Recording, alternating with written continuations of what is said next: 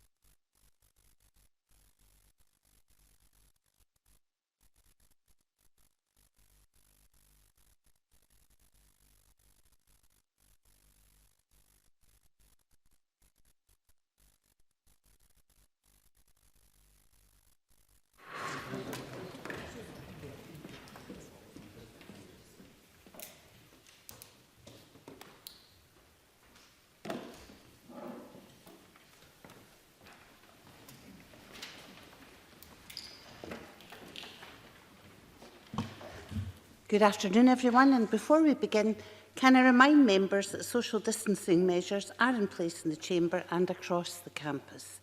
I would ask that members take care to observe these measures over the course of this afternoon's business, including when entering and exiting the chamber.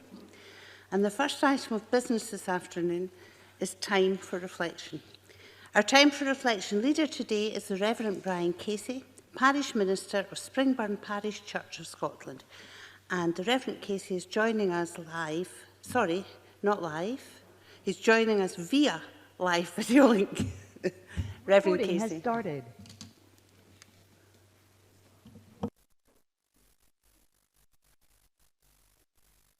Okay, Brian.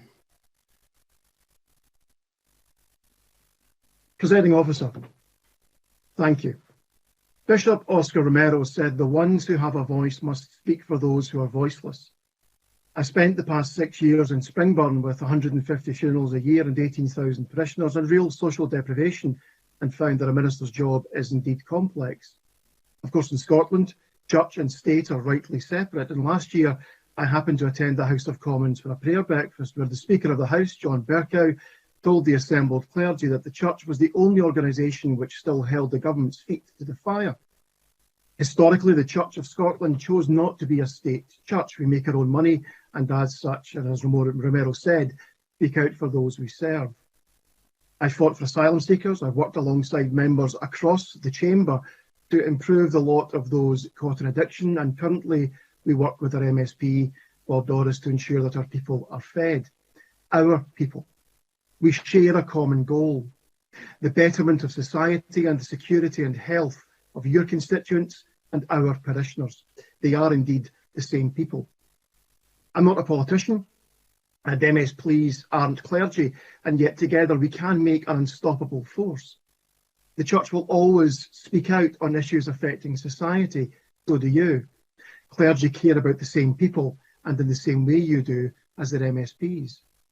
We see things that often go unseen and hear things that often go unsaid to the general public. It's one of the privileges and indeed burdens of our jobs. People can fight things they can't tell others, and we fight on their behalf.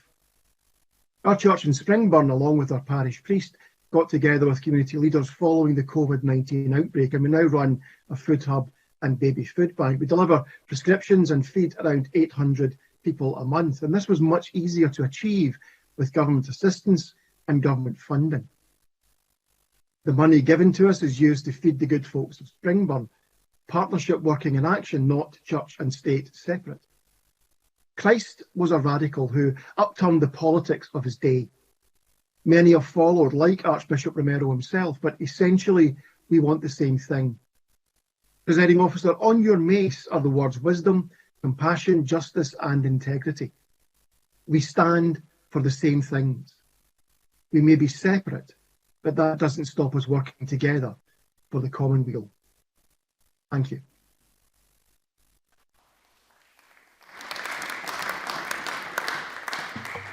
Thank you very much, Reverend Casey. And the next item of business is topical questions. I will try to get as many people in as possible. First question is to Monica Lennon, who's joining us remotely. Monica Lennon. Thank you, Presiding Officer. To ask the Scottish Government how many people have died after contracting COVID-19 in a hospital, and what action has been taken to investigate outbreaks in NHS settings. Jean Freeman. Because of the prolonged incubation period of COVID-19, which can be up to 14 days, it is not possible to be certain exactly how many people have contracted the disease after admission to hospital. However, the Scottish Government is working with UK counterparts and with the European Centre for Disease Prevention and Control to establish international definitions for hospital-acquired COVID-19 infections. We will reach those definitions and agree those and publish information about the data that is collected in NHS boards against those definitions in the coming weeks. Monica Lennon.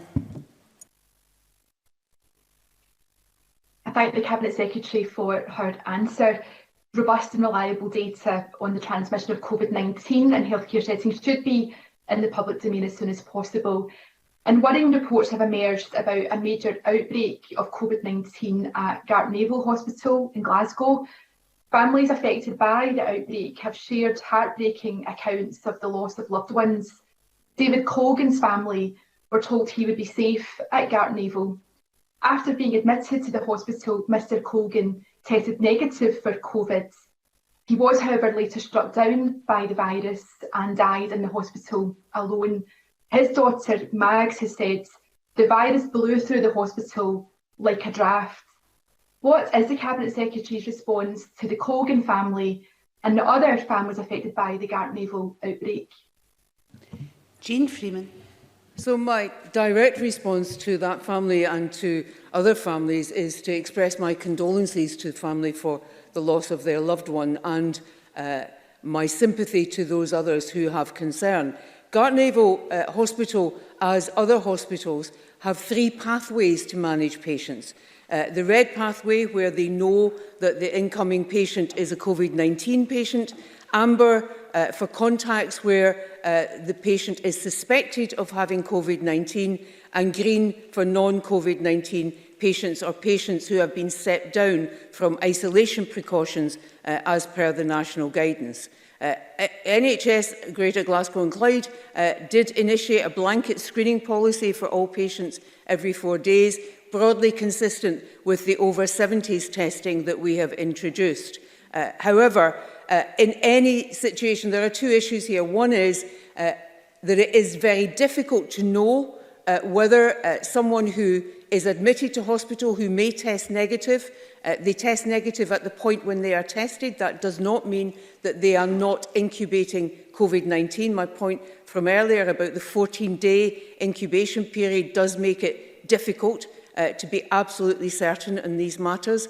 The second point is that boards and hospitals within boards should have very clear infection prevention and control procedures. And my third point is that Ms Lennon is absolutely right. This is a serious matter, and we need to understand, as best we can, what more it is we need to do in our hospital setting to ensure that we minimise the transmission of COVID within the hospital setting. That's why we're doing that work with that European body and with our counterparts in the other 4 nations of the UK to reach an agreed definition about what it is that we are looking for and counting.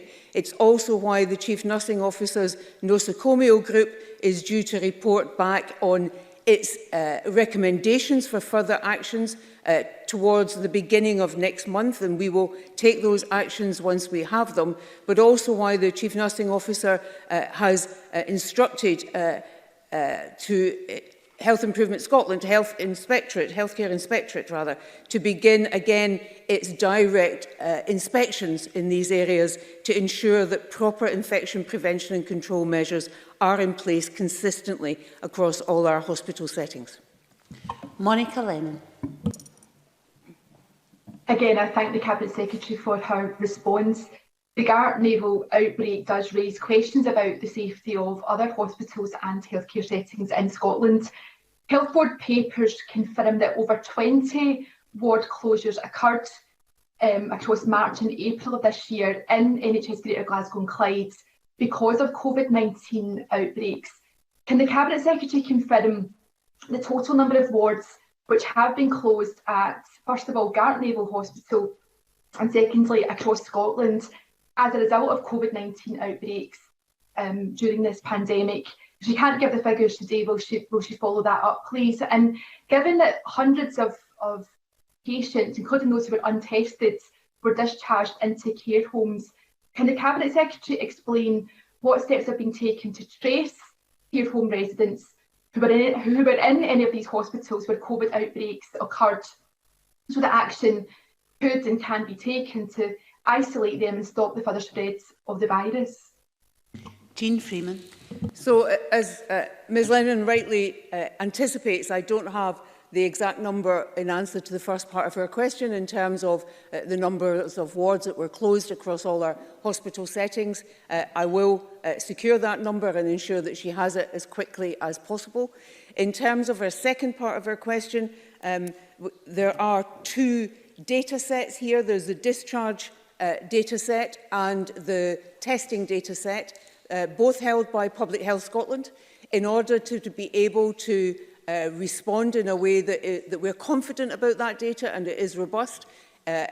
Public Health Scotland are working to bring both of those together. It's not as straightforward as it might sound. It is about ensuring that in bringing them together, the data is comparable, that we're not double counting, we're not underestimating, and we are measuring the same things as far as possible. So NSS, Public Health Scotland, already has that work underway, and as soon as they advise me that they are confident that they have completed that work, they have double-checked the robustness of the data, they're confident about it, then we will publish that data. But as soon as they advise me of that, then I will, of course, make sure that members across the chamber know its publication date and the frequency with which continued publication will be made.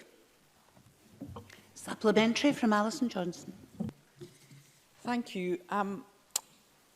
Understanding to the best of our ability who, in fact, within that hospital setting has the virus would help minimise transmission within that hospital setting. So can the Cabinet Secretary advise when the Scottish Government will introduce regular routine testing for NHS staff? Jean Freeman. So that is currently being considered by both the Chief Medical Officers Advisory Body, that is our advisory body that involves both scientists and clinicians to advise us on what they would see. So that this is advice, we will make the decision, but what they would see as the risk versus benefit in undertaking that. And that's because, as I'm sure the member understands and recalls, there is a debate, continuing debate, around the value of testing individuals who do not have symptoms. At the early part of this pandemic, of course, the advice was that there was no value to testing at all in those circumstances. That has changed in that there is now a lively debate that argues that there is some value, albeit that the test is not as reliable in its results as it is in terms of symptomatic people. It is reliable to a degree. What it tells you, though, is whether or not the individual has the virus on the day of the test. So in order to ensure that you use it for the purposes of prevention and precaution, then it is, as we are doing in care homes, a test that you have to keep repeating every 7 days in order to provide that level of reassurance. So we await that advice and view from that group of individuals, at which point we will take a decision as to whether or not we intend to do that, whether we intend to do it for particular groups or not, whatever the options may be. And at that point, when we've made that decision, then I will, of course, advise members of that. Question number 2, Miles Briggs. Thank you, Presiding Officer. To ask the Scottish Government whether it will have recruited all 2,000 contact tracers by the end of May. Jean Freeman. We will. As of today, we have 1,615 identified and ready to be deployed, drawn, as the member will recall, from that threefold recruitment exercise from NHS boards, from our returner pool, and of course from the adverts that we had placed, the closing date for which was on Friday. The number I've just given is deployed, are identified and ready to be deployed from NHS boards, from the ambulance service, from NSS and from Public Health Scotland. By June the 1st, we will have over 385 from the NHS returner pool, and we are currently processing those from the recruitment ads at the rate of 150 a day. Of course, as we have said, we do not anticipate that on June the 1st, we will need all of those individuals, because of course contact tracing and the degree to which you need contact tracers is determined by the number of positive tests that come through from individuals. And given that as we move from where we are now, lockdown, to phase 1 as set out in the route map that the government published last week, at this point the incidence of the virus in the community is suppressed, then you would not expect to need all of those 2,000 by any means at the start of phase 1. But our anticipation is that as we move through the phases, depending on how the virus performs and its incidence, then we could need up to 2,000 contact tracers. We could need more. And so we will continue that iterative recruitment exercise over the summer period, as well as what we have achieved to date. Miles Briggs. Contact tracers have actually been recruited, because at the statement this lunchtime, the First Minister suggested 700, but have these just been moved from other parts of the government's COVID-19 response? And given the failures we've seen in contact tracing regarding the night conference at the beginning of this outbreak, what lessons have been learned and what additional measures have been taken into account with this new system? Jean Freeman. So let me repeat. As of today, we have 1,615 staff identified and ready to be deployed. Now, as the member will recall, I have said from the outset on social media and elsewhere that our recruitment exercise for contact tracers is threefold. NHS staff, remembering that we're starting from having a pool of contact tracers through those local health protection teams, which expand or contract depending in pre-pandemic, depending on what we needed them to do. From NHS staff, we are then adding to that the second pillar, if you like, of that recruitment exercise is our NHS returner pool. And then we had the adverts that closed on Friday of last week. So that is the threefold way by which we were growing that number of contact tracers with an estimate that we needed 2,000. We will have those 2,000 by the 1st of June. In terms of contact tracing and how that exercise works, what happened around the event that the member has referenced is exactly the way contact tracing works. First Minister has already explained the process that was gone through. Remember, contact tracing and all of this exercise is an NHS clinically led exercise. And so there are protocols around that. And one of the areas that is being discussed at this point is what is the size of, what number of cases would constitute a cluster, and having agreed that, not yet agreed, led by our DCMO and our Chief Medical Officer and others, once that is determined and agreed, the number of cases that would constitute a cluster, the other part of the advice that they will bring forward about how they want to proceed is what would then trigger a public health notice to a community that a cluster had appeared in a particular setting. And once those two decisions have been made by those individuals, then we will make sure that members know what those are. Miles Briggs. Thank you, Deputy Presiding Officer. More than 100,000 tests have been left unused in Scotland during the outbreak, as the daily target falls short on a consistent basis. Does the Cabinet Secretary accept that the current situation around testing hasn't been acceptable, and that care home staff and residents who should have been tested haven't actually been able to utilise this capacity? And the Cabinet Secretary told me previously that it is taking between 48 and 72 hours for people to receive their test results. What will the turnaround time be for under this new testing system? And if it's not below 24 hours, does the Cabinet Secretary actually think the system will work? Jean Freeman. So I think I would dispute Mr Briggs's figures. I think I heard those from the Herald newspaper, and we disputed those at the time. If he would like to, after this session, provide me with the detail of how he arrived at that number, I would be happy to give him a detailed answer. In terms of his second part of the question about the turnaround time, what I said, if I recall correctly, is that it was up to 72 hours, and where we were pressing hardest to have that turnaround time reduced was actually the Lighthouse Lab, which is part, of course, of that four-nation UK government-led exercise.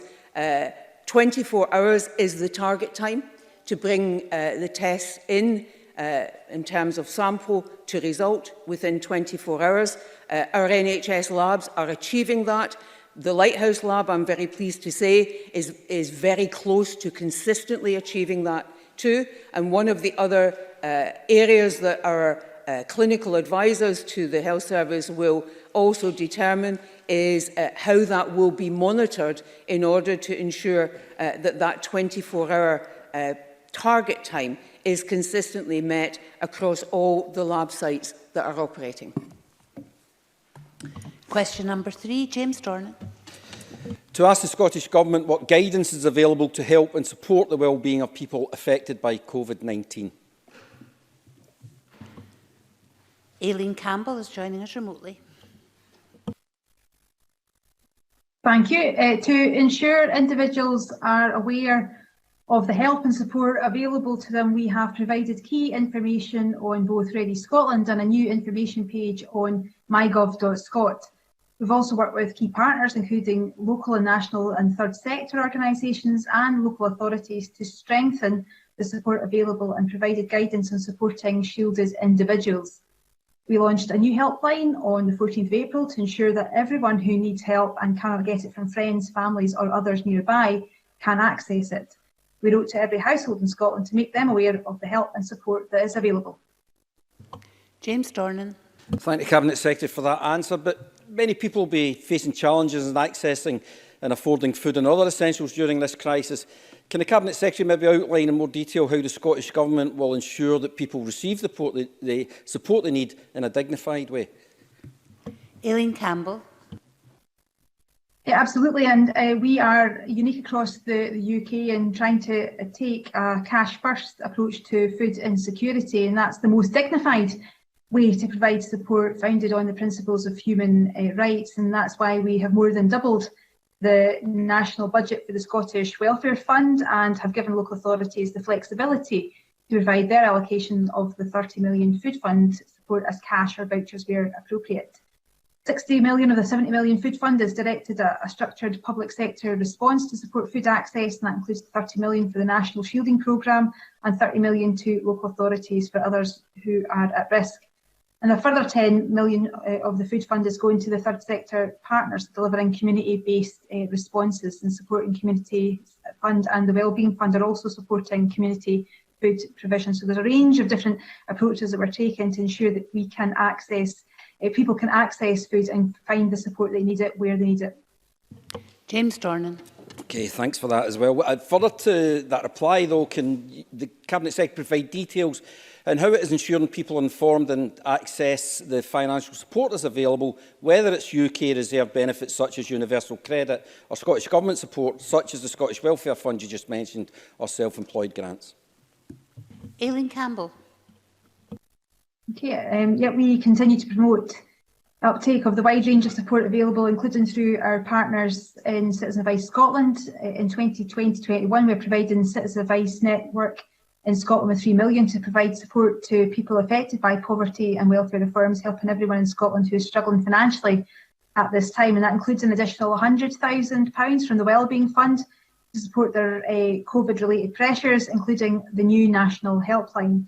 And we also provide funding for welfare advice to One Parent Family Scotland, Child Poverty Action Group and Advice Direct Scotland. And that funding covers both direct advice to people seeking assistance, as well as training, support and second-tier advice given to other advice agencies across Scotland. So again, a number of different ways in which we're trying to help people cope financially, and undoubtedly there will be future pressures that will need to continue to be agile on this issue. Supplementary from Alec Rowley. Officer, it was actually the first question that I pushed my button on. Oh, there seems to have been an issue with our screens up here, but so you don't have a supplementary. That's fine, we'll move on. Okay, question number 4, John Finnie. And John Finnie is joining us remotely, as is the Cabinet Secretary, who will respond. John Finnie. Thank you, Presiding Officer. To ask the Scottish Government, in light of the Specialist Leisure Group entering administration, resulting in 7 hotels across Scotland ceasing to trade, what further steps is considering to support the tourism industry? Fergus Ewing. Thank you, Presiding Officer. I was very sorry to learn of the administration of the Specialist Leisure Group, and our thoughts are with the several large number of employees in Scotland and throughout the UK who are directly affected. The Scottish Government has done a great deal to support tourism businesses in these most difficult times. In particular, we've provided very substantial financial support. Tomorrow, Presiding Officer, I will be speaking, I think, for the 6th occasion with Nigel Duddleston, my UK counterpart. I will be pressing him that the many businesses, particularly rural hotels in Scotland, with rateable values in excess of 51,000, have had no grant support from the UK government scheme. And I believe it's not too late for the UK government to put right that defect if they wish. And I very much hope that the UK Treasury will listen to that very carefully if we are able to help businesses such as those bridge the gap through these troubled times. In addition, I want to ensure that relaxations to the furlough scheme are flexible enough to assist businesses in Scotland and meet their needs. And finally, Presiding Officer, it's vital that we enable businesses in the tourism sector to resume as soon as they can safely do so. And a great deal of our effort at the current time is devoted to that vital task. Thank you. John Finnie. Can I thank the Cabinet Secretary for that detailed response? The Cabinet Secretary will be aware that this current crisis has also created an extremely difficult environment for coach operators. Specialist Leisure Group included the Caledonian Travel brand, for instance. Can the Cabinet Secretary outline what discussions he's undertaken with coach operators about the long-term sustainability of the industry, given these current challenges, and have these discussions included the role these operators could play in school transport when schools return after the summer break? Fergus Ewing. Presiding Officer, yes, I have, and yes, we will. I have had a lengthy discussion with a number of coach operators, including representatives of the trade body, the CPT. Most of them who operate in the tourism sector operate exclusively in the tourism sector. Some of them also work for education authorities, local authorities, in providing school transport. So it is possible, as I think Mr. Finnie's question implies, that in future, some of these coaches, at least for an interim period, could be helping out with school or indeed public transport, not least because, as I understand it, working closely with my colleague, the Transport Secretary, Michael Matheson, the requirements of social distancing mean that bus transport means that only a very small proportion of the seats will be used, thereby meaning that more buses will be required. So I think Mr. Finnie has made a very practical point, if I have interpreted correctly, and if so, it is one that we are interested in pursuing and working with the member, as all members, as we do. John Finnie. Yes, I'm very grateful for the Cabinet Secretary for confirmation of that important role that the coaching sector could play. Can I ask, in general terms, Cabinet Secretary, in relation to all these engagements, is there a role for the STUC in ensuring that any support that the government does provide underpins the fair work agenda? Fergus Ewing. Well, yes, we have always worked very closely with the STUC, and myself over the years have valued their counsel and their involvement in ensuring that the work arrangements are fair to employees. And this is another example of that. And I think they too will be concerned, as I am, that the UK government hasn't yet come up with a bespoke scheme to provide assistance for the coach sector, who are so important for the tourism sector overall. After all, if people can't get to Scotland to visit our hotels, if they can't get from cruise liners to see visitor attractions, if they can't be used to collect visitors from the airports or railway station to their onward destination, it's going to make the task of resuming our successful tourist industry that much the harder. I have a few supplementary requests, so it would be good if people could be succinct.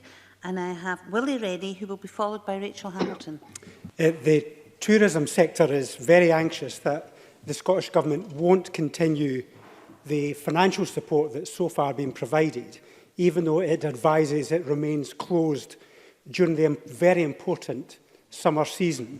So can I ask the Minister whether more financial support will be available from the Scottish Government if it advises that the sector does remain closed? Fergus Ewing. I think Mr. Rennie makes a very important point.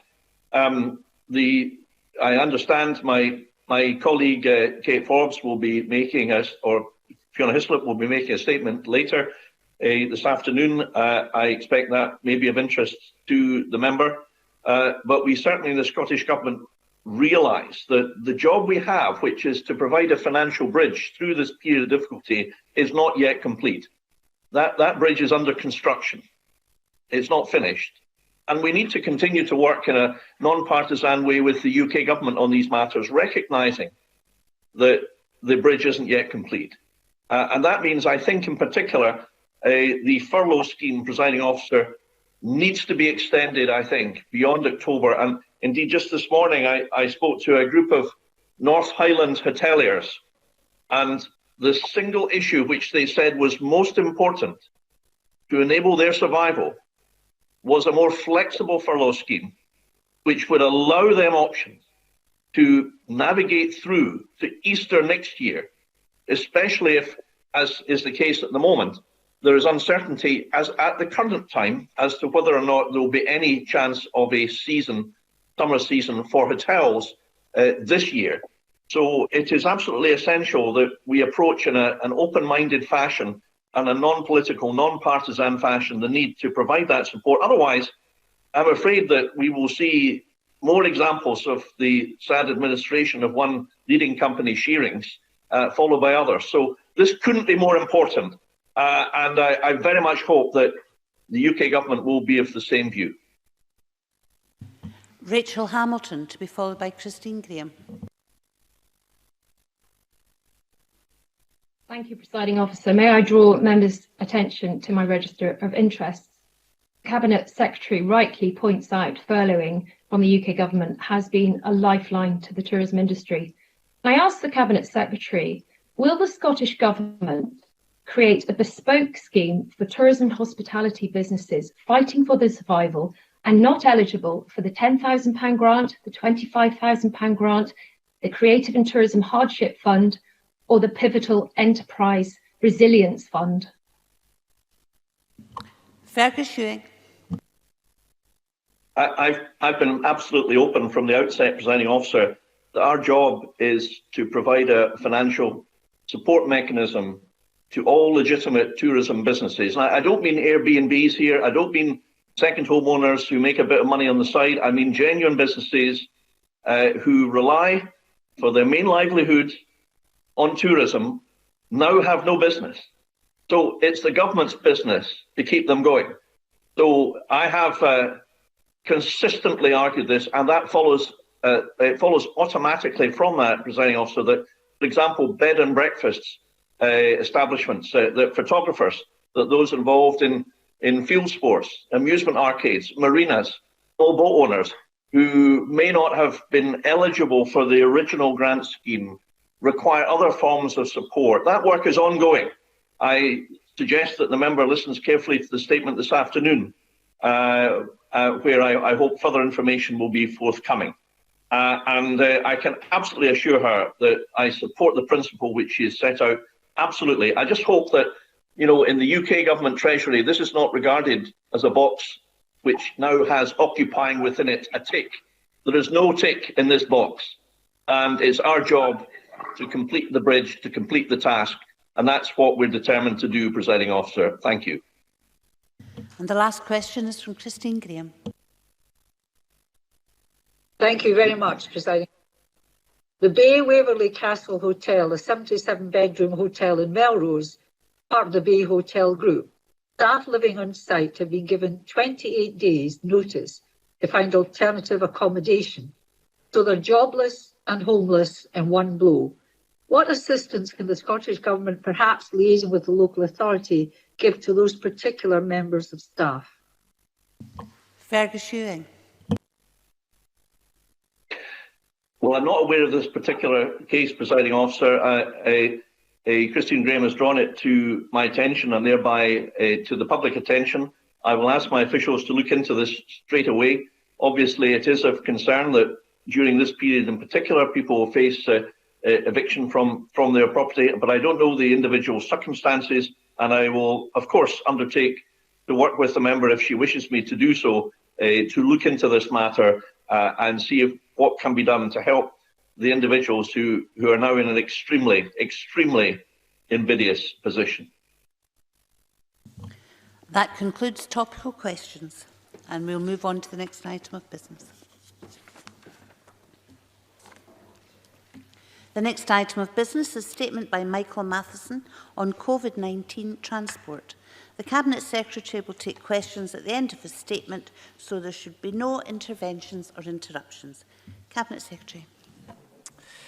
Presiding Officer, I'd like to provide Parliament with an update on the developments of this Government's COVID-19 Transport Transition Plan as we begin to chart the route map outlined by the First Minister last Thursday through and out of this crisis.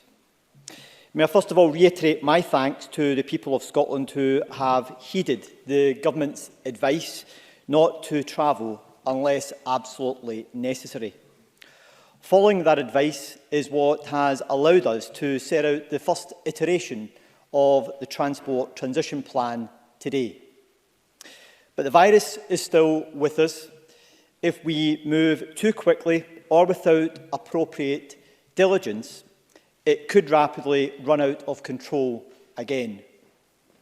So in that context, our Transport Transition Plan must be dynamic and capable of evolving as lockdown measures are gradually eased. It will be intrinsically linked to the plans for reopening our schools and economic recovery being set out to Parliament later this afternoon. Our plan will present a careful and measured approach to a fluid situation in which we must continue to adopt the behaviours which have brought us to this point. Presiding Officer, Scotland is planning for a managed transition away from the current restrictions in a way that enables the suppression of the virus to continue. This Government is taking an open and transparent approach to this in line with the proposition set out initially in our framework for decision-making document published last month and now in the First Minister's route map out of lockdown. We are now moving towards phase 1 of that route map. The route map outlines the key high and where home working is not possible, businesses and organisations are encouraged to manage travel demand through staggered start times and flexible working patterns. Secondly, people can travel short distances for outdoor leisure and exercise, but the advice is to stay within a short distance of your local community and travel by walking, wheeling and cycling where possible. So our Transport Transition Plan is informed by and expands upon these key high-level messages. Presiding Officer, transport will help facilitate the recovery of our health, society and economy by allowing people to get around again, accessing services, jobs, friends and family. But I will start with the reminder that to protect the integrity of our public transport system as we transition, it is of paramount importance that everyone continues to take personal responsibility for both their own safety and that of others who they may come into contact when travelling. Our plan will be developed to ensure that the people of Scotland are safe while travelling and that our transport operators are themselves safe at work. We've engaged with trade unions, passenger groups, operators, COSLA, local authorities and regional transport partnerships. And I'd emphasise strongly that we will continue to work with them in the weeks and months ahead as the plan evolves. Presiding Officer, as a consequence of the phased approach outlined in the route map, there are 3 separate strands in our transport response to the pandemic through the immediate, medium and long term. They are easing restrictions on daily life and movement, supporting economic recovery with both the transport sector and broader economy, and developing the future of transport in Scotland. As part of this first iteration of the plan, we are publishing clear guidance to support the transport sector in moving to restart and recovery, and providing guidance for passengers making use of public transport. The top-level message I'd like to convey is that the level of physical distancing needed as we navigate the phases of the route map will obviously affect the supply of public transport capacity, with operators estimating that 2-metre physical distancing will mean capacity is somewhere between 10 and 25% of normal.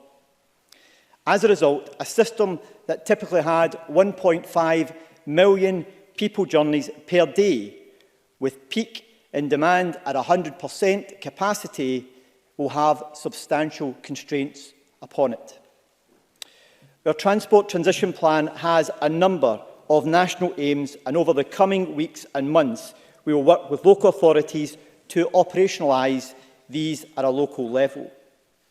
Our plan will inform passengers about when and how to access public transport safely, support management of travel demand, reinforcing broader messages on physical distancing and discouraging unnecessary travel, sustain behaviour changes, encouraging active travel options and staggering journeys to avoid peak times, informing passengers and road users of busy areas and times to encourage alternative choices. Presiding Officer, guided by our principles of ensuring safety, transport operators and authorities are planning for physical distancing and an increasing level of cleaning measures on public transport and at bus and rail stations, ferry terminals and airports. The importance of distancing and hygiene on board public transport and at these public transport hubs will be critical to the success of this plan. Well, transport operators and authorities will ensure that the transport environment is as safe as possible. We all have a personal responsibility to take steps to protect ourselves and others. It is vital that we continue to keep 2 metres physical distancing wherever possible, washing hands regularly and maintaining good respiratory hygiene. Even with the measures being put in place by transport operators, it can be difficult for people to maintain physical distancing throughout their journey in some forms of public transport.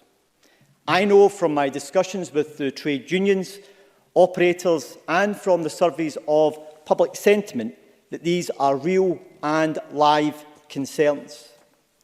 For that reason, people should and are expected to wear face coverings as an additional measure when using public transport and as a consideration to staff and to fellow passengers.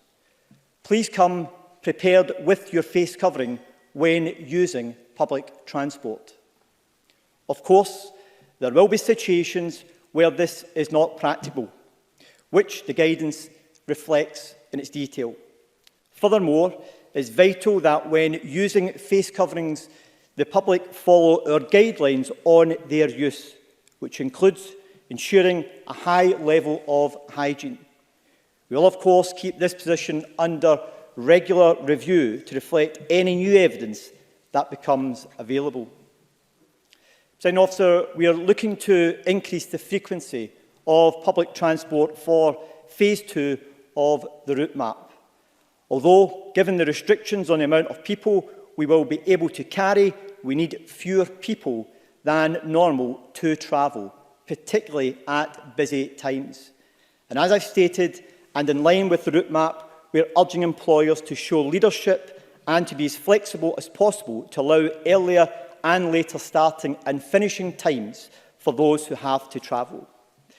So while we move through the phases, we will need to manage expectation in our public transport network around, for example, travelling into cities, recognising that it will not be possible to satisfy demand fully and ensure that our recovery is fair, sustainable and does not exacerbate inequalities in our system.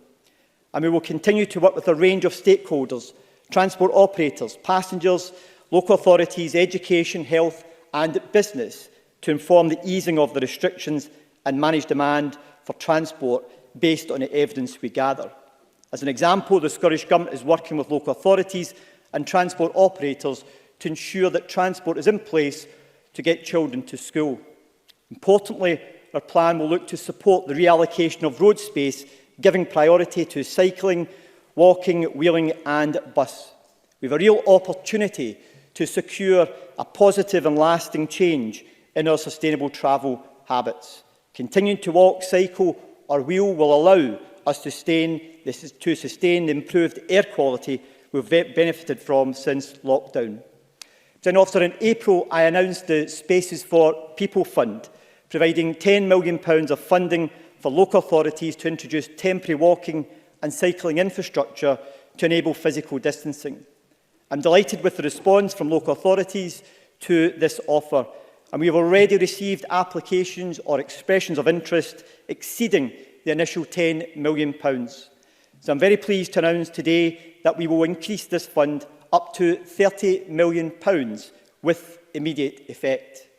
I want all local authorities, urban and rural, to have the opportunity and support to access this fund. Presiding Officer, as I said, we will carry on developing the Transport Transition Plan as we move through the phases of the route map, continuing to gather evidence to inform its evolution and ever mindful of taking corrective steps should that be required. The Transport Transition Plan aims to help the transport system as accessible as possible while travelling only when necessary and maintaining physical distancing. Presiding Officer, we need to make sure we continue to take forward the measures that will support people in using our transport system while at the same time in managing the challenges with the virus. And I would encourage transport operators and the public to make use of the guidance published today.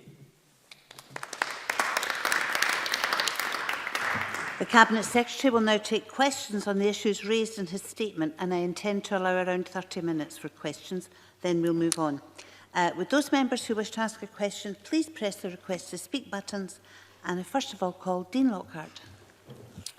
Thank you, Presiding Officer, and I thank the Cabinet Secretary for an advance copy of his statement.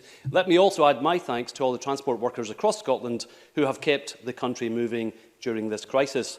As the Cabinet Secretary said, the transport sector will play a crucial role in helping Scotland emerge from lockdown, and the Transport Transition Plan announced today is a welcome start. But there are a number of questions on how this plan is going to work in practice. First, can the Cabinet Secretary provide assurance to frontline transport workers that there will be adequate supplies of PPE for those who need it? Second, with respect to social distancing measures required on the rail and bus networks, transport operators have raised concerns that this might not be possible to achieve during rush hour periods. So can the Cabinet Secretary clarify whether transport marshals or other officers will be deployed to monitor compliance with social distancing requirements, or will travellers be expected to self-regulate on these matters?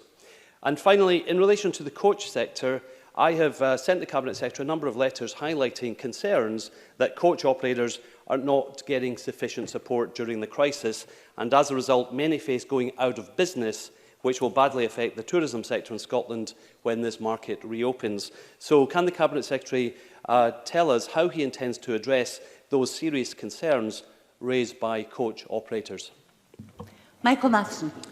Thank you, Presiding Officer, and I'm grateful to the member for his questions. On his latter point, I'm sure he heard the response from Fergus Ewing on the issue of the coach industry, which Fergus Ewing is leading on, and no doubt he will keep the member informed and respond to his correspondence in due course. In relation to the supply of PPE, if the member looks at the detail within the guidance, there's a very clear hierarchy of risk which is set out within the guidance that operators, employers have to undertake as part of the risk assessment they should be carrying out for their staff. And within that hierarchy, PPE is the final point that they should arrive at, because they should be looking to put mitigation measures in place in order to minimise the need for the use of PPE.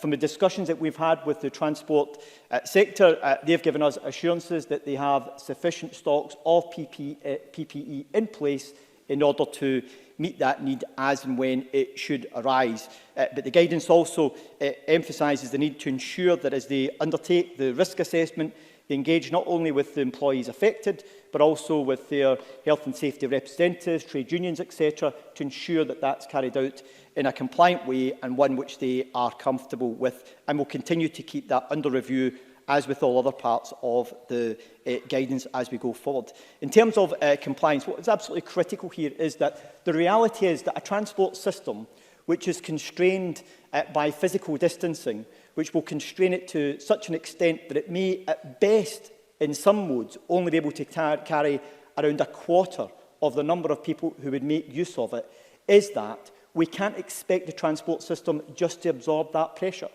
People need to take responsibility for their own decisions, including looking at whether they can start earlier or later to avoid peak times.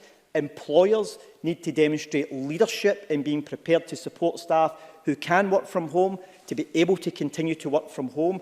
If they do have to come into work, is allowing them to be flexible in their start and finish times, to look at staggering the days that they may be able to work from their home and into their office space, looking at flexibility. So the business community, public sector, operators, individuals all have a part to play in helping to meet the challenges which we'll face with a constrained transport system.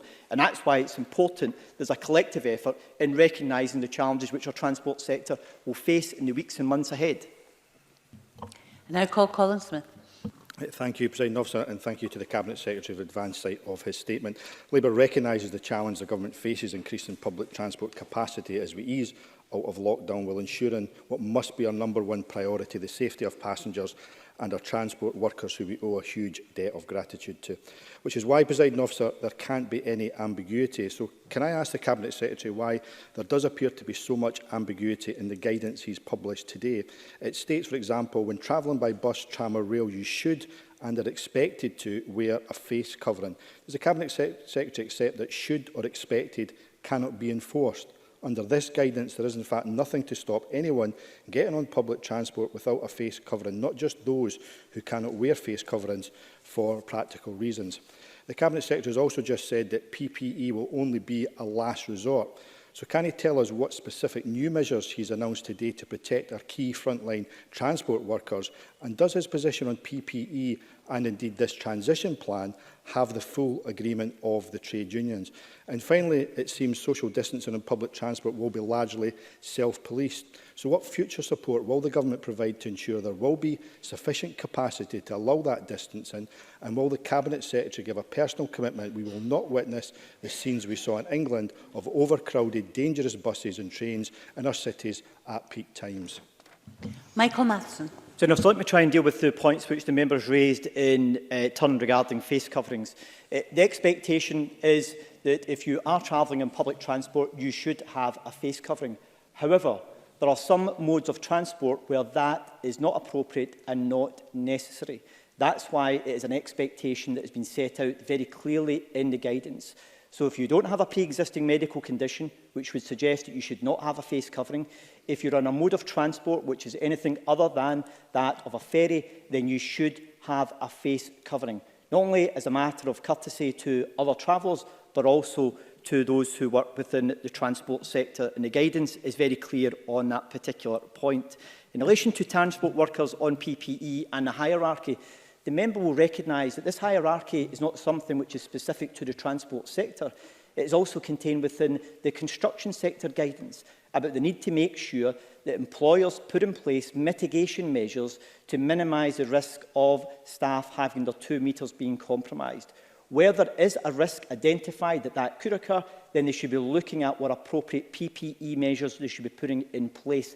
And that's exactly why within the guidance it sets out in detail the need to make sure that operators apply the assessment process to identify any risk. And as I mentioned to Dean Lockhart, the feedback we have had from transport providers is that in the circumstances where they believe that PPE may be a matter that has to be addressed through any assessment process, that they have sufficient stocks and supply chains for that.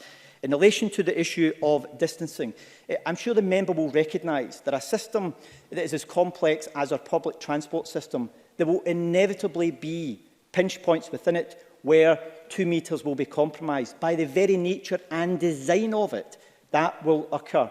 What we are doing is taking a proportionate, measured way to try and make sure that we minimise the risks of that taking place. And rather than announcing on a Sunday night that things will go back to normal on a Monday, Tuesday or Wednesday, we're giving due notice about the timescale for which we will take this forward in order to allow transport operators, employers and the public to plan for this. Everyone has a part to play. Politicians, the public, employers, leaders within our community, in making sure we get the message across that we have to make sure that in using public transport while it's constrained, that we look at trying to avoid making unnecessary journeys and that we comply with the guidance that's been issued today. We move to open questions. I have Kenneth Gibson to be followed by John Finnie. Thank you, Presiding Officer. I welcome this statement, which confirms the route map includes supporting economic recovery within both the transport sector and broader economy, ensuring safety at bus and rail stations, ferry terminals and airports. Does the Cabinet Secretary agree that quarantining people travelling to the UK should have been introduced months ago, rather than when the UK is one of the highest COVID-19 death rates in the world? Absolutely a case of closing the stable door after the horse is bolted, inflicting further damage on our economy from aviation to tourism. And given that the relatively inexpensive DNA nudge test can produce an accurate result in 75 minutes, it would be better to test arrivals at our airports and ports rather than quarantine them. Michael Massey. Officer, the arrangements which we have in place in aviation, particularly at our airports, is guided by the advice that's provided by Health Protection Scotland for the messages which are provided to the travelling public who may be coming into the country, whether it be through a domestic route or whether it be through an international route. In relation to matters regarding quarantine, the member will recognise that this is an area which is reserved to the UK Government. We remain engaged with the UK Government around the issue of quarantine and their proposals for to be introduced at airports in June next month. As it stands at the present moment, there is still some uncertainty as to how some of the arrangements will operate. But what I can assure the member is that we will continue to engage with the UK Government to ensure that the needs of the aviation sector in Scotland are reflected in any guidance which is implemented. John Finnie, to be followed by Gordon Lyndhurst. Thank you, Presiding Officer. Can I thank the Cabinet Secretary for early sight of his statement and accompanying documents. The Cabinet Secretary will be aware that there's a system of safer routes to school already in existence, and of course it doesn't have regard to social distancing requirements. I know what the Cabinet Secretary says about sustaining behavioural change and of course welcome the new money and the encouragement of active travel, walking and cycling. Self-evidently, you can only cycle to school if you have a bike. Can the Cabinet Secretary outline what steps the Scottish Government has taken to ensure all children have access to a bike? And will he consider the Scottish Green Party proposal of £100 bike grants to all children presently eligible for school uniform grant to ensure the widest possible benefit from the welcome changes already underway? Michael Matheson. Officer, the member raises an important issue about seeking to try and capture the behavioural changes which we've witnessed over recent weeks in the increasing number of people who are making use of active travel options, whether that be walking, wheeling or cycling. And the member will recognise the very significant measures we've put in place with the additional funding again announced today to support local authorities to look at developing and putting in place pop-up infrastructure that can support physical distancing while assisting people to walk, cycle and wheel. I'm as keen as Mr Finnie is to make sure that we try to make sure that if there is a lasting legacy from the existing lockdown arrangements, is that we continue to have people making use of active travel in the months and years ahead. What I can assure the member of is that he'll be aware that we have a range of different schemes in place to bikeability, etc., to support young people at schools in looking at cycling. What we are presently doing is looking at the existing schemes that we have in place to see whether they can be tailored in such a way that they meet some of that growing need that there may be to support young people in looking at cycling as being an option for them in accessing school. So I can assure the member the issue which he has raised is one which we are already giving consideration to, although what I can't do is I can't give a commitment at this stage to the very specific proposal which the member has put forward this afternoon. Gordon Lyndhurst, to be followed by Mike Rumbles. Thank you, Deputy Presiding Officer. The Cabinet Secretary has referred to guidance which comments on an unprecedented package of support from the Scottish and UK governments to the transport sector, and also refers to a basis of further specific support to be considered in due course. Now, the UK Government has provided the Scottish Government with Barnett consequentials of £339 million as a result of spending on transport elsewhere. Will the Cabinet Secretary confirm today that the full £339 million will be allocated in its entirety to the transport sector here in Scotland? Michael Matheson. So what I can say to the member on that specific point is that we moved very quickly to provide support to the transport sector in Scotland at the very outset of the pandemic. In fact, we are the only part of the UK that has gone, if I'm correct, I think certainly if not the only part, one of the few parts that have actually gone as far to support our aviation sector, unlike other parts of the UK. So, for example, we have given a business rates relief to our airports and to our aviation-based industries in order to try to support them through what is a very difficult economic time. So the member should be in absolutely no doubt about our commitment to help to support and sustain our transport sector going forward, and that will continue to be a focus in the weeks and months ahead. Mike Rumbles, to be followed by Alistair Allen. The Cabinet Secretary must know that people who need to travel on the train will get onto it if they can. Has the Transport Secretary considered, therefore, recommending a booking system only, particularly for rail travel, to ensure that people who need to travel can do so safely, as there might only be, as he says himself, a safe 10% capacity on the train? Otherwise, we could be facing some of the scenes of chaos that we've seen down south. Michael Matheson. Sign officer, we are looking at a range of options to try to help to manage aspects of demand. There are arrangements presently in place for longer journeys that you can only book a train ticket for longer journeys if you do so in advance. The challenge is on short commuter journeys, where it is much more difficult to manage those numbers. So if you think in an area such as the Strathclyde Electrics area alone, it represents 40% of our rail network numbers. And many of those are individuals who are only making 1 or 2 stops on rail. So a booking system in that type of environment wouldn't work. So it becomes very challenging in order to operate it in that way. But the member is right that the existing assessment that's been carried out by ScotRail is that capacity on our rail network will be constrained to between 11% and 14%, depending upon the type of train that's been used on a particular route. That's why it's critically important that we don't simply expect that we can put systems in place that allow the transport system to go back to normal and to meet that demand, is that businesses, individuals, all have to take the responsibility of looking at changing working arrangements and encouraging people to work at home, flexible start and finish times to avoid having to travel at peak times, the public looking to try to make use of active travel for short distances rather than using trains or buses at peak times as well, all looking at the role we can play to try and help to manage that demand. But it's simply not possible to expect that we can put a simple system in place that will be able to manage the demand within the transport system, or it's simply going back to normal again. Alistair Allen, who's joining us remotely, followed by Sarah Boyack. Presiding officer, the travel restrictions on ferries to and from the Western Isles have had an important role in containing the spread of the virus in the islands. With last week's publication of the route map for moving out of lockdown, can the Cabinet Secretary outline how the travel restrictions to the islands will fit into that route map?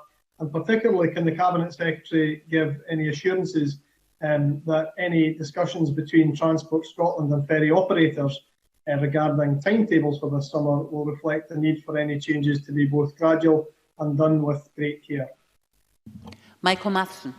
So, officer, the Transport Transition Plan sits alongside the route map which the First Minister set out last Thursday. And as we move through those phases within the route map, the Transition Plan will adapt to make sure that we address the transport needs that may be required in order to meet any increase in demand. And that will include ferry services to our island communities. What I can say to the member is that we are acutely aware of some of the concerns and issues that our island communities may have around any changes in the existing timetable arrangements. Only this morning a discussion took place between Transport Scotland and our island authorities to explore this very issue. So what I can assure the member is that before there are any changes made to the timetabling arrangements for ferry services, is that there will be engagement with the island authorities to look at these issues and to ensure that any changes are introduced in a way which is appropriate. What I can also say to the member is that ferry capacity is likely to be very significantly constrained with physical distancing. CalMac estimate that their network will be constrained to in the region of 17 to 18% capacity because of physical distancing. That in itself will have a very significant impact on who can use our ferry services. And that's part of our thinking and our planning around how we make sure that any increase in demand for ferry services reflects the needs of our island community. So I can give the member that assurance, and we'll continue to have that engagement as we go forward, as we move through the phases of the route map. Sarah Boyack, followed by John Mason. Cabinet Secretary, the UK's best bus company, Lothian Buses, owned by local authorities, is under massive pressure with 90% loss of revenue and hundreds of jobs on the line. Their buses have seen investment to make them safer for staff and passengers and are key to getting our economy moving again and to let people travel safely.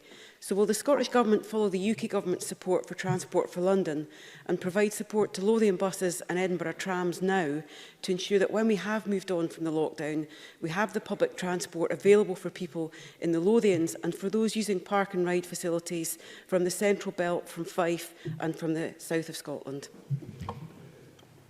Excuse me, could you speak a wee bit quieter over in this corner, please? Michael Matheson. Thank you, Presiding Officer. I won't mention who you're referring to, Mr Crawford, but I recognise the concern which has been raised by Sarah Boyack, and I can advise her that we've already engaged with Edinburgh City Council around the challenges which they have with Lothian buses and also with the tram services which they operate. The member will recognise, though, that in ramping up bus services again to try and meet any increase in demand, given the constraints they will have in terms of capacity, the vast majority of bus services across the country will effectively be running at a loss because they are not able to run at the capacity they would normally have in order to make sure that they meet the costs of those services. So the discussions which we are having not only with Lothians but as with public bus service operators across the country is to understand the potential impact that has for them financially. So if we expect them to increase capacity in the weeks and months ahead, then it needs to be financially viable for them to do so because of the loss in revenue which they are facing as a result of physical distancing. And that's why we're having to undertake a level of detailed work with operators to understand that fully and to look at what measures we can put in place to help to support them to ensure that we can see an increase in bus services as we move forward in the weeks and months ahead, and that includes Lothian buses. Right, I'd just let people know that unless we speed up with the questions and answers, I'm certainly not going to get everyone in. John Mason, followed by Graham Simpson. Thank you very much. We've spent recent years, Cabinet Secretary, encouraging people to use public transport, but now in the short term we're kind of discouraging them.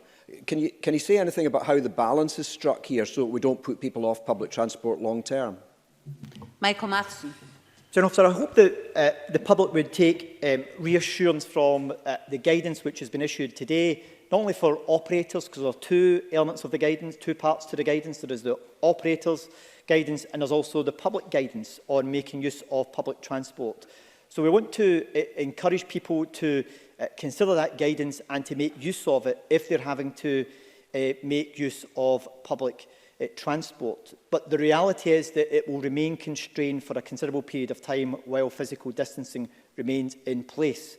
That's why it is critical that we see the right type of leadership within businesses in helping to support their staff to continue to work from home for extended periods of time, that they are flexible in the work routines if staff have to come into work to try and avoid peak time travel, that the public can have assurance that the bus operators, rail operators, other public transport providers are putting enhanced cleaning regimes in place that they're putting management systems in place at particular transport hubs to support people in maintaining physical distancing, putting out clear messaging around how they should purchase tickets, and if so, to do so contactless and in advance of their journey. These measures collectively can help to support people who do need to make use of public transport, but they can be assured that we're doing everything possible to try to help to manage physical distancing and also hygiene on the public transport network. But equally, we need others to play their part. Individual personal responsibility and also businesses in the public sector to look at work arrangements to try to help to minimise the risk of peak demand getting to a point where it compromises physical distancing extensively on the transport network. Graham Simpson, followed by Claire Baker. Thank you. In April, the Cabinet Secretary announced the £10 million Spaces for People Fund. He said at the time that he thought some schemes could be up and running within 2 weeks. Can he tell us if that has transpired? If so, which ones they are? Can he publish a list of the schemes which have been approved? Now, the Spaces for People Fund, that money for that was taken from the Places for Everyone Fund, which was for permanent schemes. So is this extra £20 million also recycled money? Michael Matheson. Presiding Officer, unfortunately Mr Simpson's a bit behind the curve because actually from announcing it in less than a week, Edinburgh had already put in road closures in a number of routes in Edinburgh in response to the guidance which we issued and the creation of the fund. Glasgow have just in the course of, I believe, the last fortnight opened up the Clydeside Expressway cycle route, which I think is about 1.5 kilometres of cycleway that has been introduced. And Edinburgh Council have announced today the further measures that they intend to take forward as part of the Spaces for People Fund. So there is already schemes in place, and there are plans for further schemes, not just in the big cities, but across areas such as Lanarkshire and also in the Highlands as well. So we are seeing schemes rolling out, and I would encourage members to continue to engage with councils as they take that forward. In terms of it being the funding which is being recycled, the Spaces for Everyone funding is for permanent structures. He is correct. The challenge is that because of the lockdown arrangements and the restrictions that we have at the present time, local authorities are not able to develop schemes and take those forward in the way in which they would normally. So rather than that money remaining locked and not used, we are freeing it up to allow it to be used for a different purpose, which is temporary infrastructure. Some of that temporary infrastructure may become permanent infrastructure going forward, but it's about making sure that we free up the money so it can be used now to benefit people rather than lying there and not being used in a way that could have benefited people in supporting physical distancing and active travel in the weeks and months ahead. Claire Baker, followed by Bob Doris. Thank you, Presiding Officer. Many young people travel on contract school buses and others access public transport. Can I ask, will the public transport standards, the wearing of masks and the social distancing, be applied to school transport? Will local authorities be funded to negotiate the bus contracts? And will there be a prioritisation system applied in public transport to get young people safely to school and not be in situations where they are denied boarding? And can I just add that if bus drivers are expected to have to deal with this and other potentially challenging situations, does the transition plan have the full agreement of the trade unions? Michael Matheson. Presiding Officer, we have fully engaged with the trade unions in the shaping of the transition plan and the guidance, and they were consulted in that process and have given us feedback on issues relating to that, some of which have been incorporated, some of which will be reviewed as we go forward. And that engagement will continue as we progress this. In relation to specific matters in regard to education, bus contracts, the member will be already aware that COSLA has already issued guidance to local authorities in funding around these matters and continue to fund bus contracts for education purposes to the end of the school term. Any arrangements around that going forward in the future is a matter which we are engaging with our colleagues in education around, because it's an area where education lead on these matters, and we will support them around what the demand and potential impact could be on transport. And therefore, I would expect any arrangements for school transport to reflect the need to have social distancing being maintained. In relation to the member's very specific point about buses not being able to, not allowed young people to board if they're trying to go to school, that's some of the issues which we need to look at and to see how we can address those effectively. So is there a way in which we can stagger start times for schools, which would help to reduce the potential risk of buses being busy at peak times? All of these issues are being explored, and that's the type of discussion which we're having with our counterparts, my colleague, the Deputy First Minister and Cabinet Secretary for Education, to make sure that we understand what the implications could be for transport and what mitigation measures can be put in place to try to help to manage demand. Bob Doris, to be followed by Jamie Green. Presiding Officer, I want to thank bus drivers for the unenviable task of trying to implement the major reduction of seating capacity on buses. I'll see that for myself this evening when I get the 7 bus back to Marehill later tonight. Can I ask how the Scottish Government will support bus companies to significantly increase the frequency of buses, which will undoubtedly be required, ensure that revised timetables are displayed at every bus stop so that all passengers are fully informed, just not only those with smartphones, and to ensure that bus companies identify and rectify pinch points on routes so that some passengers don't constantly have buses running past them due to unavoidable capacity restrictions? Michael Matheson. So remember, we'll be aware of the response I gave in terms of capacity constraints and the economic impact that that then has on the bus industry, including operators such as First in Glasgow. And we are presently assessing the impact that any increase in service could have on them financially, and whether financial support needs to be provided in order to sustain these services, given that they effectively will be making a loss on running services where capacity is so constrained.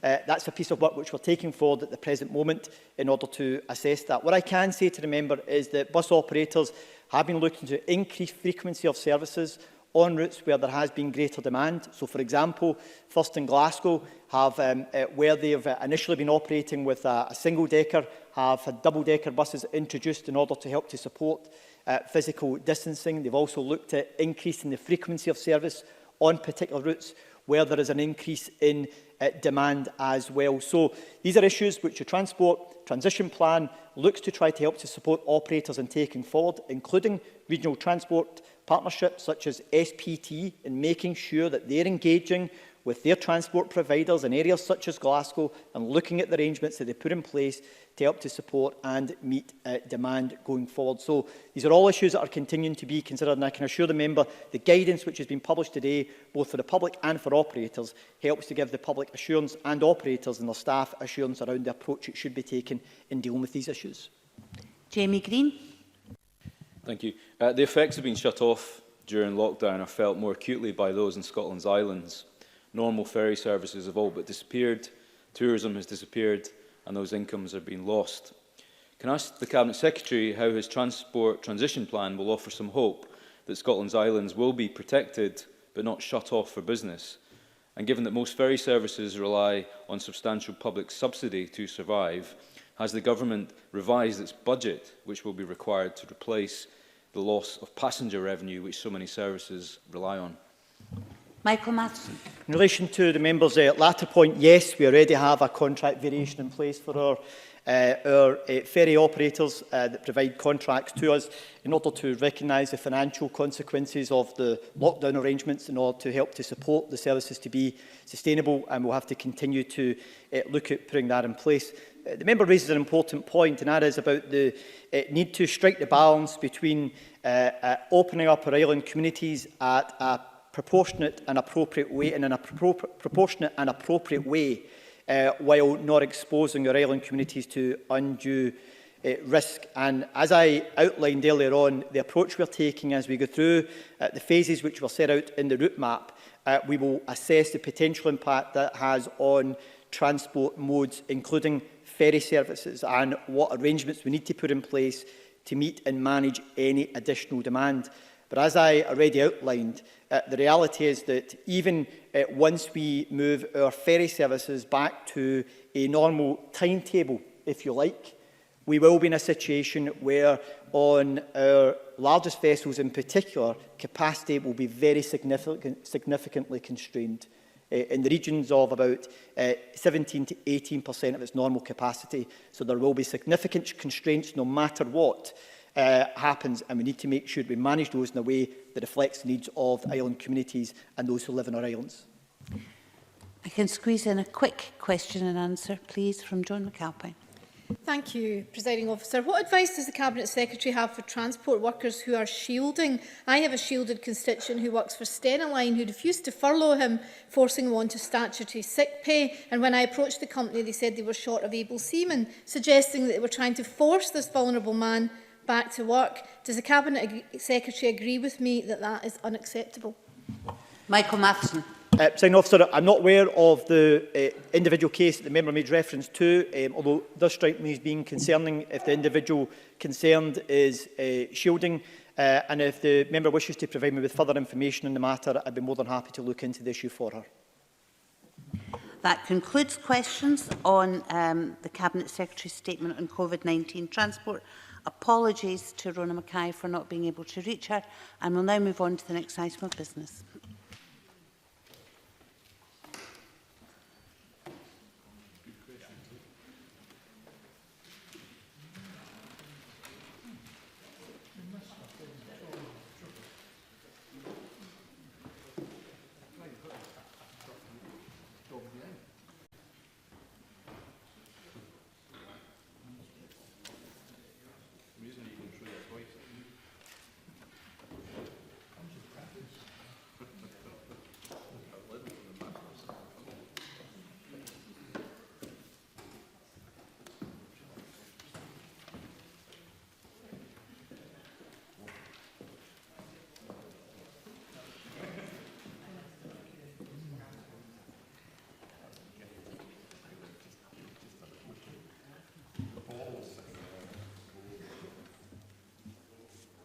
Thank you very much. The next item of business is a statement by Fiona Hislop on COVID-19 and the economy. The Cabinet Secretary will take questions at the end of her statement, and so there should be no interventions or interruptions. I call on Fiona Hislop, Cabinet Secretary. Presiding Officer, we know that as well as being a public health crisis, the COVID-19 pandemic is also an economic crisis. And I have real sympathy for those who have had to close their businesses or have lost their jobs, and I understand the need to carefully get our economy moving again. Our route map sets out a phased approach to lifting lockdown measures to give people and business time to prepare to begin the process of restarting. I want to provide more details on our plan for restart and our wider recovery today. Our economic response has been defined by 4 phases: response, reset, restart and recovery. Our initial response has been focused on protecting lives, critical services, businesses and household incomes, and our economic interventions so far have been significant. We have set out a unique package of business support of over £2.3 billion to reflect the specific needs of our economy. This includes rate relief measures, hardship funds and grants for specific sectors like small business, retail, hospitality and leisure and seafood and fisheries.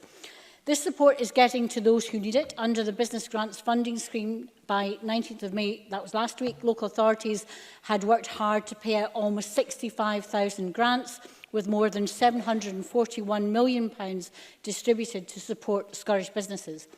We know recovery for some sectors like tourism will be extremely challenging, and Fergus Ewing is leading Scottish Government activity to seek more financial support and to work with the sector to steer and plan for reopening. I can announce today that we will extend the eligibility of the current small business and retail hospitality and leisure grant to businesses that occupy multiple premises with a cumulative value above £51,000, and also to businesses occupying premises such as shared office spaces, business incubators and shared industrial units where the landlord is the ratepayer. We are also working with local authorities to support small business who aren't on the rates system and were not eligible to apply to the hardship scheme solely because they did not have a business bank account. Further detail on these arrangements will be set out later this week.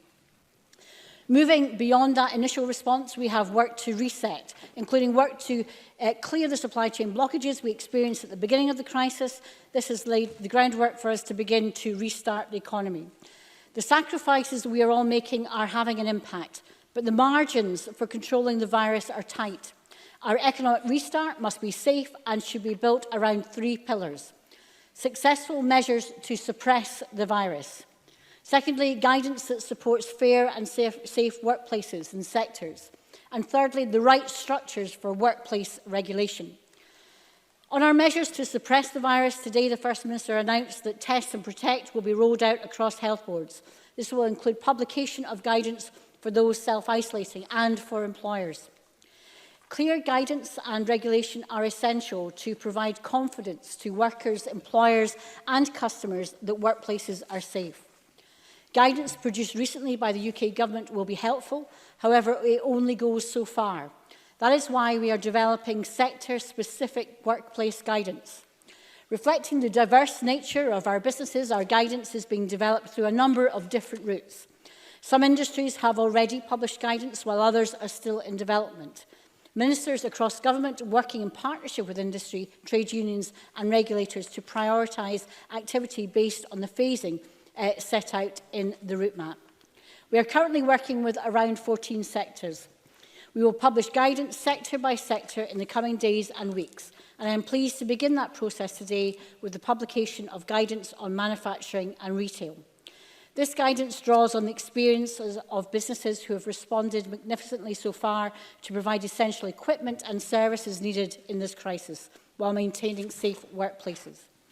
Both are excellent examples of how business, trade unions and regulators have shown collective leadership to create the right environment to protect workers and customers as we learn to live and work in the new normal. These should be considered alongside education and transport guidance, also published today, which are critical aspects of how people are able to work.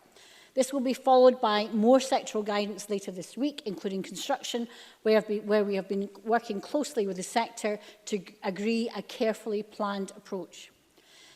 Guidance on its own will not create safe working environments. We are also working closely with the key enforcement agencies, the Health and Safety Executive, local authorities and the police to ensure a joined-up approach to the enforcement and monitoring of workplace public health measures. I can announce today the publication of a joint statement that sets out how these bodies will work together to ensure workplaces operate safely and in compliance with the new regulation. As the statement also sets out, it is essential that employers carry out a COVID-19 risk assessment and that these should be developed where possible together with union health and safety representatives. Working together, employers, workers, unions and the regulatory bodies, we can create safe workplaces for all. It is also vital that we ensure that there is a clear public health advice service for businesses. We are collaborating with Public Health Scotland to enhance their Healthy Working Lives service, which will provide SMEs in particular with the advice and support they need to implement safe working arrangements. I will continue to take the steps necessary to build capacity across the system to ensure workers and consumers have the confidence to return to safe workplaces. As more parts of the economy restart, we will be putting our Fair Work principles at the heart of everything we are doing, reflecting our joint statement with the STUC, and we will review these principles throughout the recovery phases to ensure that they respond and adapt accordingly. I want to continue to work with employers to ensure workers are treated fairly where they are shielded or managing childcare as the schools transition. And through this, it is essential that we understand the impact of the crisis on equalities groups and particularly on women. Our recovery is about looking forward and preparing our economy for a post-COVID future. Our aim is not just to get back to where we were. We will need a revolution in economic thinking that stimulates and values cooperative sharing of risk and reward. A revolution in approach that rethinks what value is and where old thinking of battling over wealth distribution, which is never properly delivered, is replaced by collective endeavour. The time of a wellbeing economy has well and truly arrived. A time where creative thinking about wage subsidies can be seen as generators of innovation and change. We must be brave and bold and rethink the world of work and how we can work productively. We must think differently about remote working in geographic as well as workplace terms. We must look to a new future which accelerates a green recovery, and we will press the UK Government on transmission, carbon capture, storage and other critical issues. I want to explore ways to advance energy transition measures for the North East in particular, with a major focus on domestic manufacture and supply chains. Working to build resilience into all that we do, to meet and manage domestic demand, and putting innovation, technology and advanced manufacturing at the heart of our new Futures Industrial Plan. Our recovery will be an opportunity to renew our economy and build our resilience and future prosperity. We have seen an innovative and compassionate response from all parts of Scotland. By harnessing the innovation, skills and strengths of our businesses and people, we can ensure Scotland can thrive and compete in the future, and that our recovery is inclusive. I understand the impact of this crisis on those who have lost their jobs. I know the impact will be greater for those who have traditionally faced barriers in the labour market, and we will provide continued support to these groups to ensure no one is left behind. Presiding Officer, we will support people to retrain and reskill into good, sustainable jobs as the economy begins to grow again. To make the most of the skills and expertise we have, like in the oil and gas industry, to lead the way towards clean energy and technology, like hydrogen and carbon capture and storage. And we will support businesses to innovate and adapt their business models, embedding the use of data and new technology to meet changing demands and to access growing global markets for more sustainable goods and services. We will continue to seek the advice of experts, including the Independent Advisory Group on Economic Recovery, as we set our path to renewal. And we will engage, learn and collaborate with other countries, including the group of wellbeing economy governments with whom we share values and purpose. Presiding Officer, setting this clear direction to where we want to get to and working together with employers, peoples and places will be key to ensuring that we don't just recover from the impacts of COVID, but build back a better economy that is more resilient and able to thrive in the future.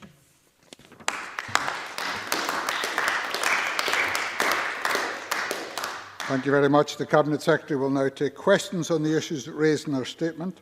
I intend to allow around 35 minutes for questions, after which we will move on to the next item of business. As always, succinct questions and answers will be appreciated, and it would be helpful if members who wish to ask a question were to press the request to speak buttons now. And I call on Maurice Golden. Thank you, Deputy Presiding Officer. As the number of deaths thankfully declines, the economic challenge we face shows no sign of abating. Indeed, many businesses and local authorities are in desperate circumstances. I welcome the remarks in the statement regarding the extension of the criteria to cover multiple premises and those in shared spaces where the landlord is the ratepayer. Yet we saw reports just yesterday that despite the SNP promising to pass on £155 million in funding to Council, there is still no word on it actually happening. Many will now face funding black holes of tens of millions of pounds by the end of June. Then there is the concern that the SNP are putting Scottish businesses at a disadvantage by not allowing them to reopen alongside English firms. Construction is the obvious example, with the Housing Minister refusing to say when the sector can get going again. But other sectors, manufacturing for example, will be suffering too, potentially losing out on contracts to firms south of the border. The SNP have a duty to provide Scottish businesses with the support they need while they're forced to stay closed. The latest figures show that this isn't happening. 16,500 applications and £458 million outstanding. To make matters worse, more than 2 months into this crisis, there is still confusion and disparity over which businesses qualify for support. The Cabinet Secretary said in relation to business grants that support is getting to those who need it, yet some dentists and garages are receiving grants whilst others are being excluded. It is a postcode lottery. Will the Cabinet Secretary give clarity and provide a level playing field to those businesses? Cabinet Secretary Fiona Hislop. It would have been helpful had Maurice Gordon done his homework before he came. Of course, the £155 million, which is for councils, which is not part of the business support or the economy that we're discussing just now, that funding has already been paid, and he should know that before coming to this chamber.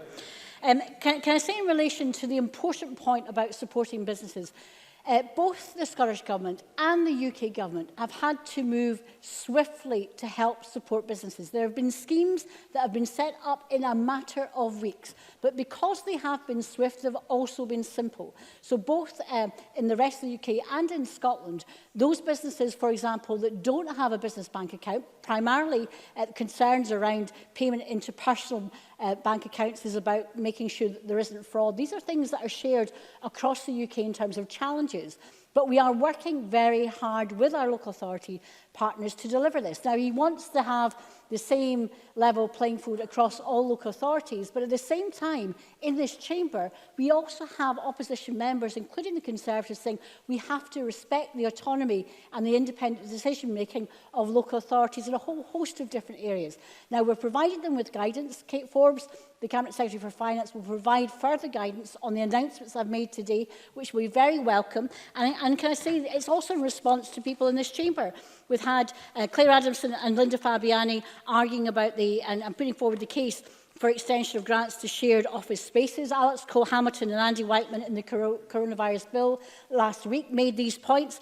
And around businesses continuing to get hardship grant support if they don't have that business bank account. Angus MacDonald and Liam MacArthur have made these points. Many businesses have made those points directly to us.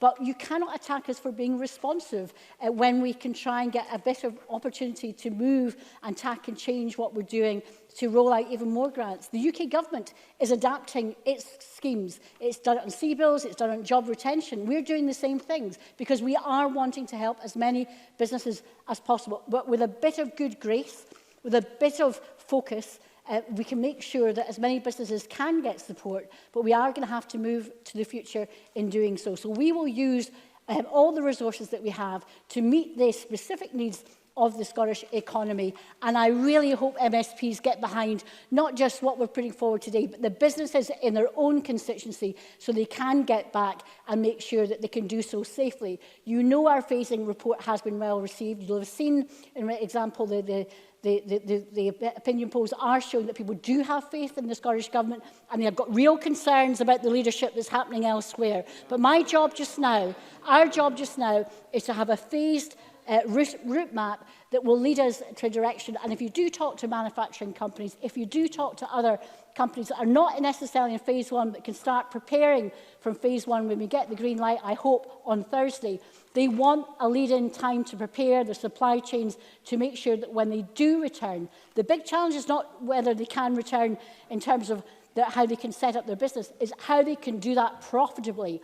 And that's the biggest challenge. And let's get behind our business, make sure it can work safely, and to make sure that we can have incomes for individuals, businesses and society going forward. I call Richard Lennon. Presiding Officer, and can I thank the Cabinet Secretary for advance sight of her statement. At the weekend, the Cabinet Secretary said that the Scottish Government's route map for business and the economy was plain as day. And today she has called for, if I think I heard her correctly, a revolution in economic thinking. So perhaps the Cabinet Secretary can tell us what the difference is between Boris Johnson's mantra, if you can't work from home, go out to work, and the First Minister's statement to this Parliament last week when she also said, we will, and I quote, focus first on industries where people simply can't work from home. What is the plain as day, what is the revolutionary difference between the First Minister and the Prime Minister's return to work policy? And does it mean that all the industries, all the factories, all the offices across Scotland must reopen where people can't work from home, or just some of them? And can the Cabinet Secretary, who mentioned the construction industry, tell us about the guidance which is coming out later this week? What steps are contained in that guidance to ensure that workers in the construction industry who raise health and safety concerns when they return to work will not face the threat of blacklisting if they do? Fiona Hislop. There are many points in that question. Can I be absolutely clear that we expect home working to continue, and indeed for the majority of people that will still be the case, and that will be the case as we continue. We heard from the Transport Secretary that actually in terms of the capacity that would be a demand anyway, but we think from a safety point of view the more people can work from home, the safer it will be for those few people that do have to go and restart in terms of some of the initial industries can do so in a transport system that is safe. So this is an integrated response. It's also about recognising that people will be working from home because of childcare responsibilities and other areas. But I want to emphasise this is quite a clear difference from what the UK government has said from the start. They have said from the start, if you can't go from work, if you can, if you can't work from home, you should be working. That isn't our position at all. And in setting out the phases, we've been quite clear that, for example, in phase 2, non-essential indoor, non-office-based workplaces, factories, etc., should resume with the relevant guidance agreed. Now, manufacturing we've done today, we've worked very, very closely with the trade union in doing so, because we think that's really important in terms of making sure people have confidence, that they can have confidence that trade unions and employers have come together in that sector-by-sector guidance. But he raised a very important point about the advice and the compliance issues, which are really critical to ensuring continuing safety. And that is why the third pillar of what I've announced today is that joint statement between the HSC, local authorities and also police. We have to build the capacity in that. And there are very welcome statements that have been supported by trade unions in that particular element of my announcement today. So I think the points about construction are well made. I think you'll find in terms of the construction guidance and indeed that third pillar I've talked about today, that recognising the rights of people, and indeed it is in law that people should be able to go to work and have make sure that they can't go to work where they feel unsafe. And so therefore it really is incumbent on all of us to set out what those issues are, and that's why we're providing both the guidance this week but also that advice, compliance and enforcement regime as well. Thank you. I now call Patrick Harvey. Thank you, Presiding Officer, and can I thank the Cabinet Secretary for the advanced copy of the statement. I'm certainly pleased that there's progress on meeting the needs of small independent businesses who are not themselves ratepayers, who pay their rates through a landlord. But I'm a bit confused at the comments about the gathering in of expert information and advice. The Government and the Cabinet Secretary mentions the Advisory Group on Economic Recovery, which is leading the work on some of these important questions about how we recover. But the government also separately has a Sustainable Renewal Advisory Group, which appears to have no overlap in the membership of these two advisory groups. So will these two groups be working to a shared agenda? Will they be working completely separately in different silos, as though sustainability is something separate from economic recovery? And how will the government ensure that there is some kind of coherence when you have these separate advisory groups, each working to different ministers, talking about the economic recovery in different terms? Fiona Hislop. I think the member makes a very important point, and I will try and address it directly. Clearly, the shared agenda I've set out is about sustainable economic recovery. In terms, therefore, of the focus of both the advisory group and indeed the sustainable existing continuing sustainability groups, there will be a shared agenda. There is an access for ministers from both these groups, and there is coordination between these groups, and indeed they are directly corresponding with each other.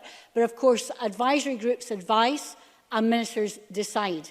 And I hope there'll be an opportunity also within the Parliament to debate some of these issues when we get to the stage of publication of ideas. I work extremely closely with Rosanna Cunningham. We have a shared agenda, and indeed also with Michael Matheson for some of the issues, particularly around infrastructure and transport, which will be part of that sustainability agenda. So I can assure you that we want to work to a similar agenda. It's the same agenda, and we will make sure in terms of access that there is direct access both by ministers but also groups. And I know, for example, the advisory group is having extensive discussion with those that are involved in the renewable sector, and particularly the groups that Rosanna Cunningham is working with as well. And Rosanna Cunningham is having direct discussions with the Economic Advisory Group as well.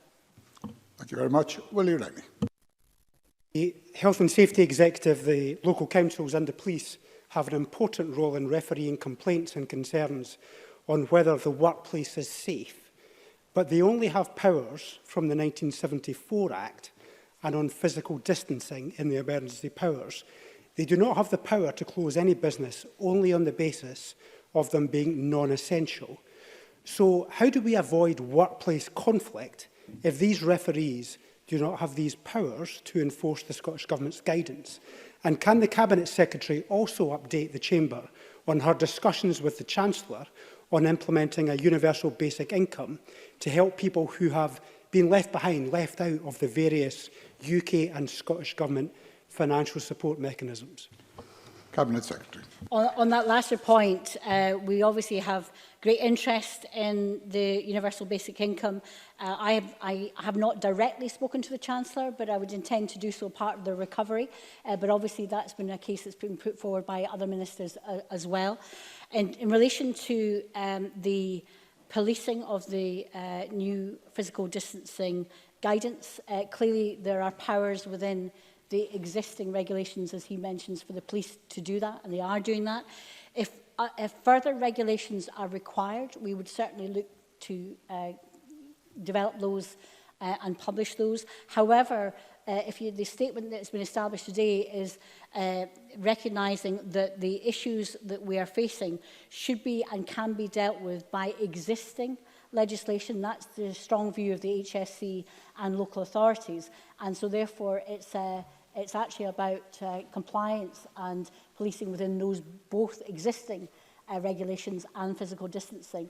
But remember, the powers of the HSC are quite extensive, so therefore applying it to this new I suppose, experience that we're all in will give the more strength. So this is an area of appeal, I said, that we have to develop more capacity in, and we'll continue to do so, because as we live with COVID, because unfortunately that's going to be the case, as we roll out different sectors of the economy, more and more workplaces are going to have to comply, and certainly they want to give their customers confidence that they're doing so. So that's a critical element, and I'm glad he's focused on that in his questioning. Thank you. Angela Constance, to be followed by Donald Cameron. Thank you, Presiding Officer. Meeting our statutory targets to end child poverty was always going to be challenging, and now more than ever we need an economy that works for everyone. And as we begin to look at life beyond lockdown and seek a new future, how will the Cabinet Secretary ensure that we do not just have a plan for economic recovery, but we also have a plan for economic resilience that may include ideas such as a job guarantee scheme, ensuring that in the future we cannot be blown off course when it comes to ending poverty and inequality and securing fair work? Cabinet Secretary. Resilience is a key aspect of how we will secure our future. I've referenced it several times in my statement. Of course, we need resilience in terms of global and local supply chains, but we also need resilience in our economy and our society more generally. And if we still have poverty and we still have inequality, that is not a resilient society. And I think that's one of the very strong, firm lessons of COVID, is that we can't afford a situation where those that suffer inequalities suffer most from the disease itself. So building that resilience is very much part of a wellbeing society. It's very much part of what we're trying to seek to do and will continue to do. And it's a very important point in raising it. She makes a very important point in raising it. I know that the member has a personal experience of driving forward the move to try and tackle youth unemployment. We had some experience over 10 years ago with the financial crisis. This crisis is on a completely different scale. But if we collectively agree that we want to ensure that our young people in particular do not suffer disproportionately, we will have to look at schemes and such as those that she mentions, but particularly in relation to job training, job subsidy for innovation and skills. We've done it before to some degree. We might have to think about it in a far bigger degree than we've ever done before. Donald Cameron, to be followed by Maureen Watt. Thank you. The Cabinet Secretary will be aware that at the weekend, the hotel and travel company Specialist Leisure Group went into administration, leading to closure of hotels across Scotland, including 3 in the Highlands and Islands, causing huge anxiety for their staff. Whilst additional support is welcome, does the Cabinet Secretary acknowledge the hospitality sector remains in very great danger of collapse? And can she outline what further measures the Scottish Government will take using its own resources for that sector? Cabinet Secretary. I thank the member for that question. He might not be aware, but during the topical questions this afternoon, the Tourism Secretary, Fergus Ewing, addressed those particular points. So I would refer the member and others to the answers given by Fergus Ewing in particular. But he does make an important point about the importance of tourism, probably disproportionately to Scotland and the rest of the UK, which is why, in terms of our decision-making, we have specifically created schemes that do not exist anywhere else in the UK. The Creative Tourism and Hardship Fund is a unique fund to Scotland, and as we speak, tens of millions of pounds are being paid out to different sectors, but in particular to tourism, and also in the Pivotal Resilience Fund. These are schemes that are particular to Scotland because we know the need for those in particular. We do think that there will need to be additional and continuing support for tourism, and Fergus Ewing is carrying out work to identify where those resources might come from. Again, I mentioned that in my statement earlier on. I also think in terms of the job retention scheme, we need to look at ensuring that the UK Government makes decisions to have sector-by-sector analysis in terms of further extension from the October deadline, specifically for I think the tourism, hospitality, culture and heritage sectors that are impacted the most and will be also the longest, I think, before they return to full functioning. And also oil and gas for other particular areas. His points are well made, but I refer him to Fergus Ewing's answer earlier on as the Tourism Secretary. Maureen Watt, to be followed by Jackie Bailey. Thank you, Presiding Officer. And as you know, Cabinet Secretary, Aberdeen is suffering not just from the effects of COVID, and it was identified as being particularly hit by Brexit, but also the oil price crash, not to mention the stalling of the strategic projects such as Aberdeen Harbour. So can I ask what support is the Scottish Government making available to the north east of Scotland, and what representations has it made to the UK Government on behalf of the oil and gas industry in Scotland? Cabinet Secretary. The situation facing the oil and gas sector is specific, but also, I think, very serious indeed. We understand from the Oil and Gas UK report that the direct and indirect jobs in the UK supported by an industry could decline by 25,000 to 30,000 over the next 12 to 18 months. We are working very closely with the UK Government on this issue. Paul Wheelhouse, the Energy Minister in particular, has had extensive discussions with the UK Energy Minister, Kwasi Kwarteng, and also he has spoken most recently on the 7th of May to the Strategic Leadership Group on Oil and Gas and Energy Transition. We are already supporting, will continue to support the North East in a number of ways. I know that my colleague Michael Matheson, the Transport Secretary, has engaged with Aberdeen Harbour in particular. There's big important issues that we need to work with them to ensure a confident future in that sector. I also have engaged myself with Minister Zahawi, who the Minister in Bays is very acutely aware of those issues, and we want to coordinate the support that can be brought forward. I have also specifically asked my officials to accelerate the work that we were already carrying out on the North East, and in particular to see what step changes we can make in particular areas or transition, particularly into areas such as hydrogen and indeed other areas. And I've also engaged with One Aberdeen, the one organisation, because I think the plans they have actually look as if they can move fairly quickly. So again, we'll look at what we can bring forward, and again, we'll report to Parliament when we have got further detail. Jackie Bailey, to be followed by Bruce Crawford. Can I welcome the Cabinet Secretary's announcement of the extension of the business grant scheme, because she is right to do this. There is currently £449 million unallocated. 1 in 5 of those applying have had their applications rejected, and with an overall fall in the number of grants being awarded, there is concern that businesses are losing out on much needed government support. So in that light, will the Cabinet Secretary reconsider the decision to limit businesses with multiple premises to 75% of grant, putting them at a competitive disadvantage to businesses in England who get 100% of grant? Given that £449 million is still unallocated, will she lift the cap and get desperately needed support out to struggling businesses? Cabinet Secretary. I think the member may have misinterpreted the amount that's available in terms of not being allocated, but we're happy to engage, and I can ask my colleague, the Cabinet Secretary for Finance, to perhaps update her separately from that. One of the reasons that there are still issues in people applying for grants is there are still those that are still to make their application, and indeed, as we speak, there are people that are still making their application. We have extended the grants to those that have properties that have, they have multiple properties. But I would reinforce the point that I know, for example, there is a retail chain that is currently operating at 65%, as in they are still making money, that would under her scheme, receive even more funding when there are other areas and other types of businesses that are getting no funding. And the same company, as I've just referred to, is also potentially in receipt of UK funding of loans and also job retention schemes money for furloughed staff. So in many ways, and for a significant number of companies, they will get a better deal in Scotland than they will in the rest of the UK, precisely because we have a more generous small business bonus scheme.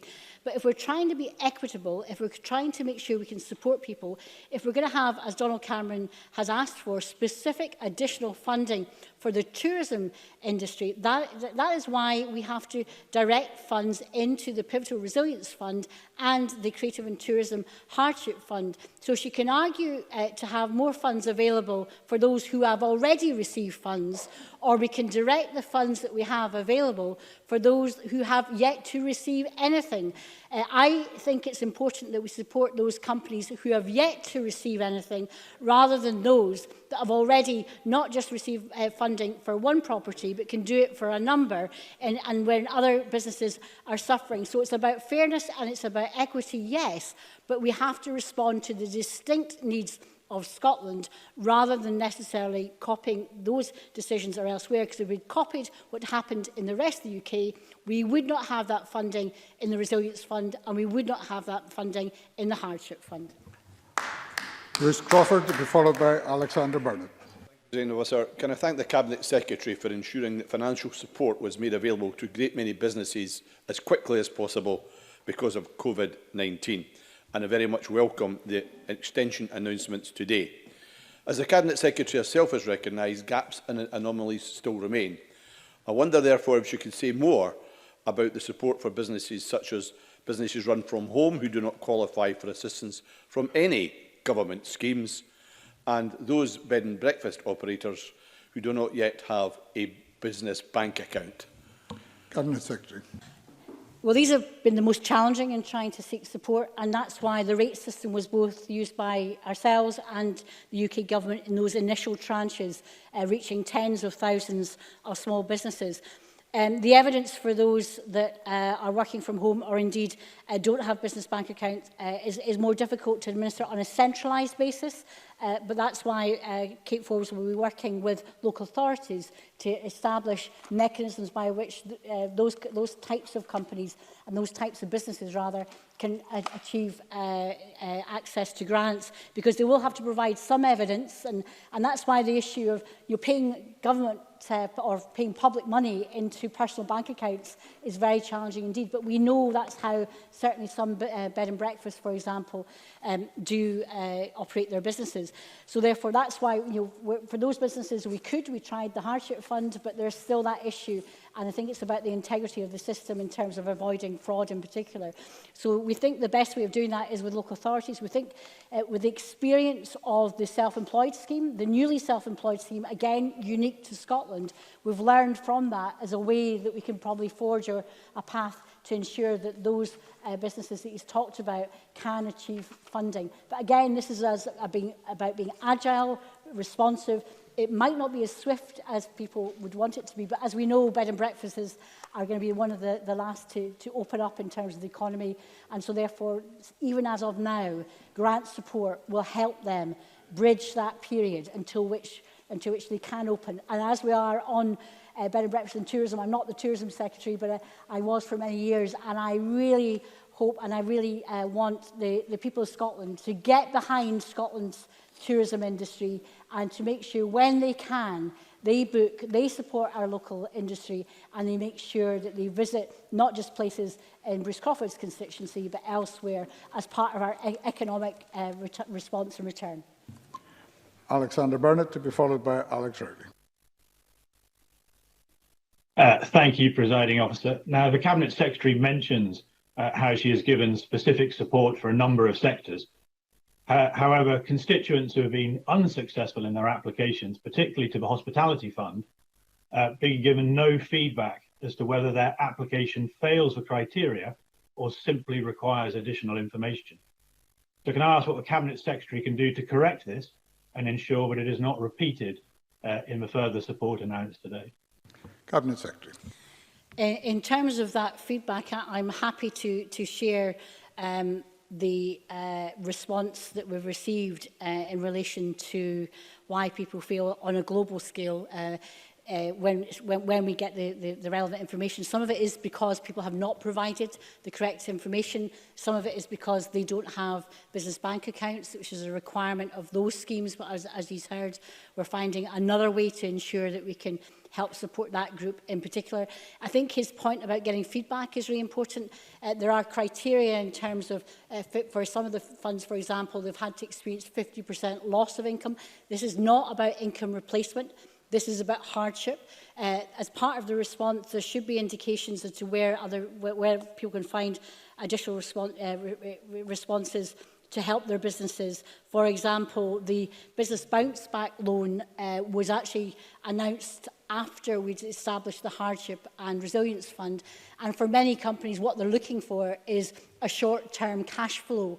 And therefore, the Bounce Back loan, which is very welcome, is again another source of income. But can I say that the oversubscription, because this is obviously a clear need, has meant that not everybody's needs can be met.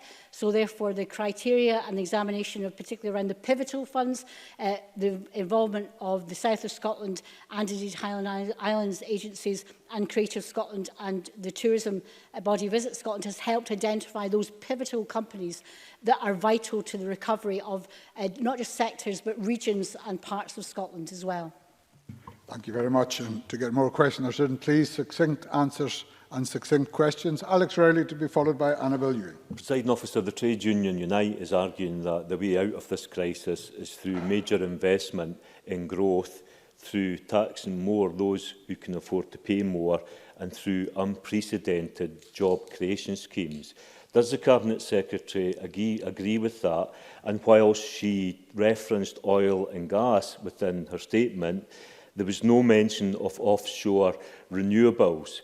We have wind farms being created right round the coast of Scotland, with jobs going, I think, to every country but Scotland. Burnt Island, Methil, Stornoway, yards lying empty. Has the government given up on us getting jobs from the offshore wind renewable sector? Cabinet Secretary.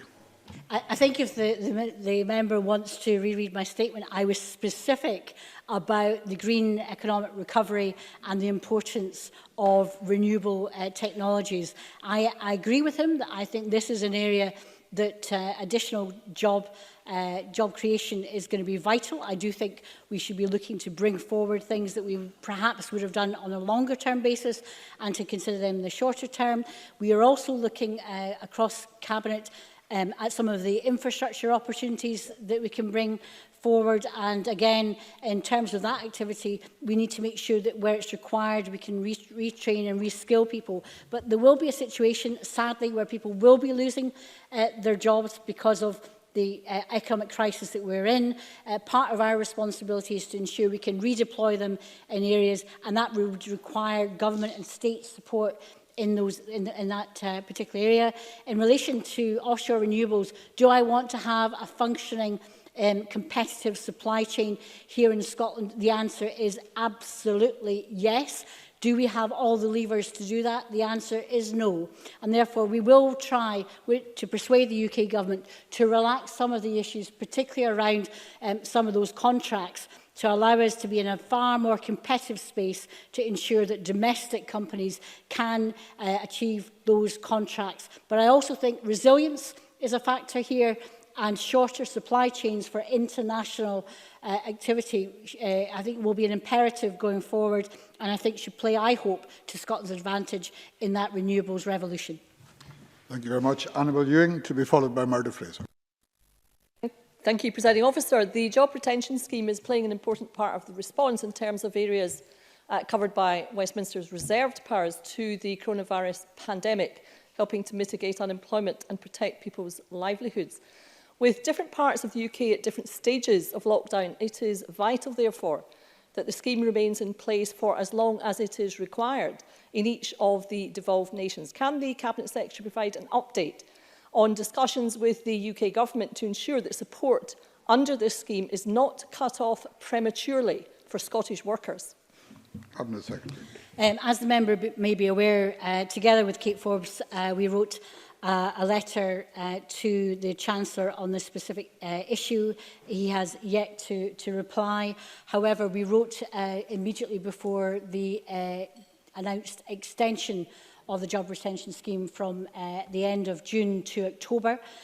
I think that extension will support a large number of the companies that we're seeking to support, and I also think the flexibility that is going to be brought forward, although challenging from some areas, actually has been called for by those companies trying to have a slow restart and not employing all their staff, but keeping some on furlough as they gradually restart their businesses. So there are still challenges within that, and we will still press the UK Government, but they have responded to our request for both extension and also flexibility. However, I do think there will still be sectors that may need support beyond October. And I think that is the area, particularly around the areas of tourism, hospitality and heritage, as well as in relation to oil and gas. Those areas in particular, I think we need to look and see whether we can persuade them to have an extension in that area. They were responsive at the start of the job retention scheme, when clearly our medical advice was different and distinct than the rest of the UK for a short period of time. There's no reason to think why they wouldn't be flexible at the other end as we're coming out of that, but we'll enter those discussions in good faith, and will continue to press the case for the sectors in Scotland that we think will need support beyond October. Murdo Fraser, to be followed by Claire Baker. Thank you, Presiding Officer. There are over 2,500 tourist businesses in Scotland who sit above the 51,000 rateable value threshold, and to date have received no grant support whatsoever. These are medium to larger businesses, which are the lifeblood of the industry, and major employers who have received zero income since lockdown started. Now, I welcome what the Cabinet Secretary had to say about extending the current grant to businesses occupying multiple premises with a cumulative value above 51,000. Will this also extend to those with a single premise above 51,000? And if not, why not? Cabinet Secretary. I'm neither the Tourism Secretary or the Finance Secretary, but since the economy embraces all sectors, I will try and answer that question. I agree with him that that would be desirable if we can do that. Currently, we're not in a position to do that. It was one of the issues I did raise with the Chancellor, because at the time there was a really strong underutilisation of the UK Government's guarantee on the CBILS scheme. Now that subsequently changed with the bounce back, and indeed it's interesting that the bounce back scheme probably has, for some banks, rapidly seen more applications than the original CBILS scheme. At the time, I'd said to him that it would be, if they were undershooting, could they use the resources from the UK Government to extend the grant opportunities for those over 51,000, provide funding for that across the UK, obviously we'd have consequentials and be able to use it in that way. That hasn't been taken up just as of yet. On the one hand, people want us to be the same as the UK, and then on the other hand, they want us to do something different. We're trying to chart a course here, which is both fair and equitable, and precisely for the issues around the 51,000 plus tourism sector, that's one of the reasons to address that area. We set up the Hardship Fund and also the Pivotal Resilience Fund for companies to then apply to those two funds. There's obviously been a great deal of demand, but I know, for example, one of the companies that had concerns originally, the Selkirk Arms, has now had funding from this route, and as we speak, those funds are starting to deliver. It won't stop us impressing on the UK government the need to provide more funding for the 51,000 plus. Whether they can do it or whether we can do it on a sector-by-sector basis, that's always problematic. But there may be an issue, particularly for tourism and hospitality, to do that. But I think I will try and maximise my opportunity for resource in making those decisions. But ultimately, it'll be Kate Forbes and Fergus Ewing who would take that forward. And briefly, please, Claire Baker, to be followed, I hope, by a final remote contribution from Richard Lyle. Thank you, Presiding Officer. Last week, when the route map was published, Phase 3 is the earliest mention of the cultural sector, with suggestion of opening of museums, galleries and cinemas, and also live events with restricted numbers. The Cabinet Secretary knows performance is often preceded by the need for recording studios, access to rehearsal space and mobilisation of crews and technicians. Will there be a sectoral guidance that recognises the need for a phased recovery in the cultural sector that enables activity prior to Phase 3? Cabinet Secretary. The member raises an important point in relation to the culture side of the challenges that we face. In terms of certainty, I think people would like certainty so they can plan. We are establishing the guidance groups for the creative industry sector. So currently, the discussions are how fragmented that they might be to reflect the different nature of different parts of our cultural heritage in relation to museums, galleries, but as she mentioned, studios in particular. So we are looking to develop guidance in these areas. But our point about trying to phase, it's a bit like the construction sector as well and these other areas, being able to plan in advance, because you can't just deliver a show or deliver a performance or deliver from a standing start. There is that lead-in and so there's preparation work. So I hear what the member says, and in having that dialogue both with producers but also with unions that are involved and these different sectors themselves, we hope to be able to plan a very sensible phased return for that sector. But I hear what the member is saying in terms of trying to give some certainty. But as of now, when we haven't had the decision yet to move into phase 1, we can't give that certainty of dates as of yet, but we know how important that is, in particular to those outlying sectors that might not be opening until phase 3. Finally, and briefly, please, Richard Lyle. Thank you, Presiding Officer. I refer members to my register of interest. Cabinet Secretary, show people are part of Scotland's heritage and economy and have been hit hard by this crisis. They've been unable to run any fairs since the start of lockdown, therefore no income. Further to your announcement today, can you help showmen who are self-employed, do not have a rateable office, are not able to access any funding, and help them to get over this period? What further steps will the Scottish Government take to help show people who, and could you please look into their plight in light of your announcement today? Cabinet Secretary. I know the member is a great champion of show people, and clearly they've been hit hard at this time, as indeed other sectors have involved in the leisure sector. I would hope that the relaxation and the changes that we've announced today and the new schemes to enable local authorities to support those businesses that don't have rateable property may help the sector that he's got an interest in particular. But I'm happy to defer to the Cabinet Secretary for Finance to correspond with the member to confirm whether that is the case. That concludes questions on the statement. My apologies to Claudia Beamish and John Mason, who I was not able to call, and we will move on in a moment to the next item of business.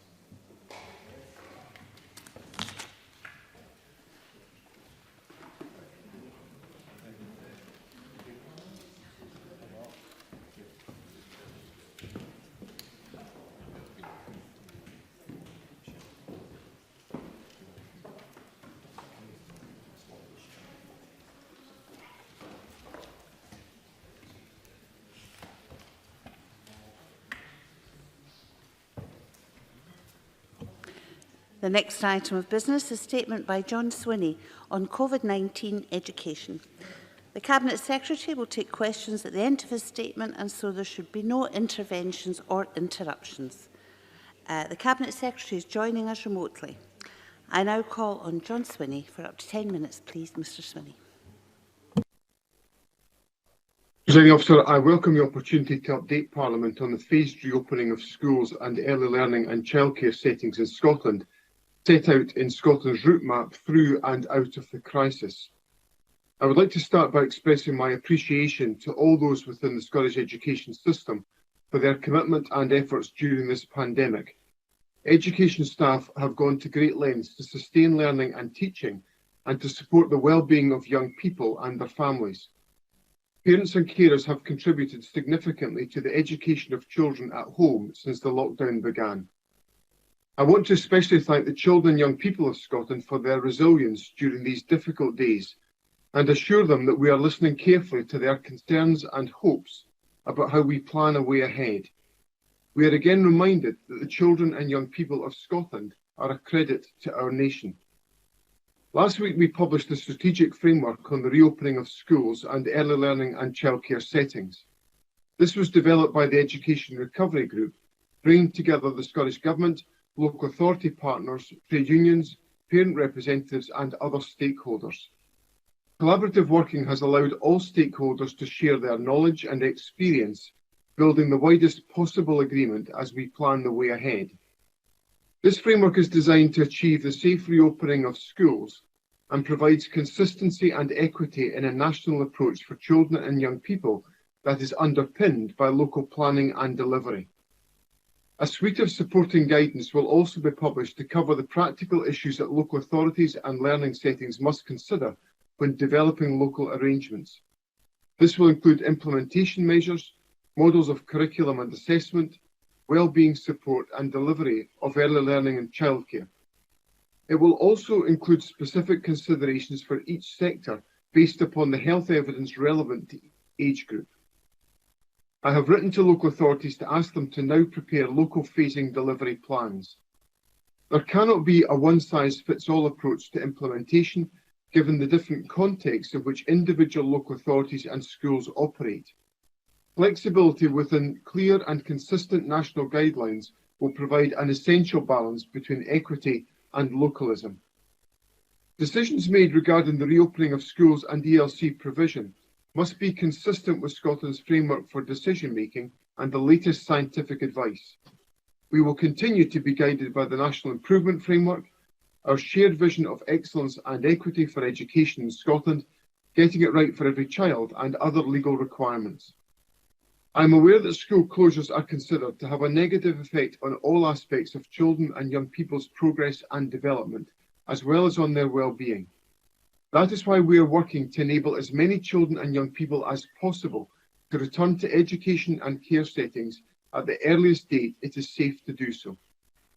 The scientific evidence and advice is an important part of that decision, alongside consideration of the other harms caused by ongoing restrictions. I am therefore publishing today a summary of the scientific evidence which has informed our discussions and decisions to date. The evidence around coronavirus in general, and that relating to children in particular, is continuing to evolve. Some aspects are not yet well understood.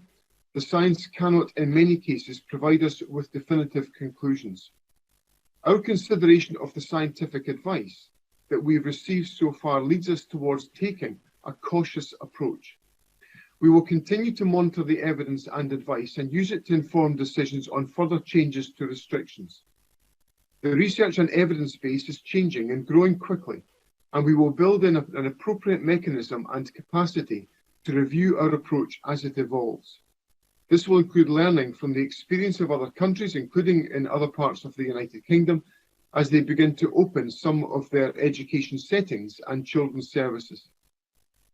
I'm grateful to the COVID-19 Advisory Group and the work that they are doing to advise us on our strategy for reopening schools and early learning and childcare settings. The majority view of the Advisory Group is that it is necessary to consider actions to support physical distancing guidance in schools and situations where children are indoors for extended periods of time. It follows that almost all children and young people across Scotland will therefore experience a blend of in-school and in-home learning from the 11th of August 2020. This will bring benefits, including an earlier return to school for many, and the ability of all learners to engage with weekly in-home learning tasks. I anticipate that this will apply to all pupils except for those who are unable to attend because they are following the latest public health guidance. We will ensure that pupils in this category are catered for so there is no detriment to their learning experience.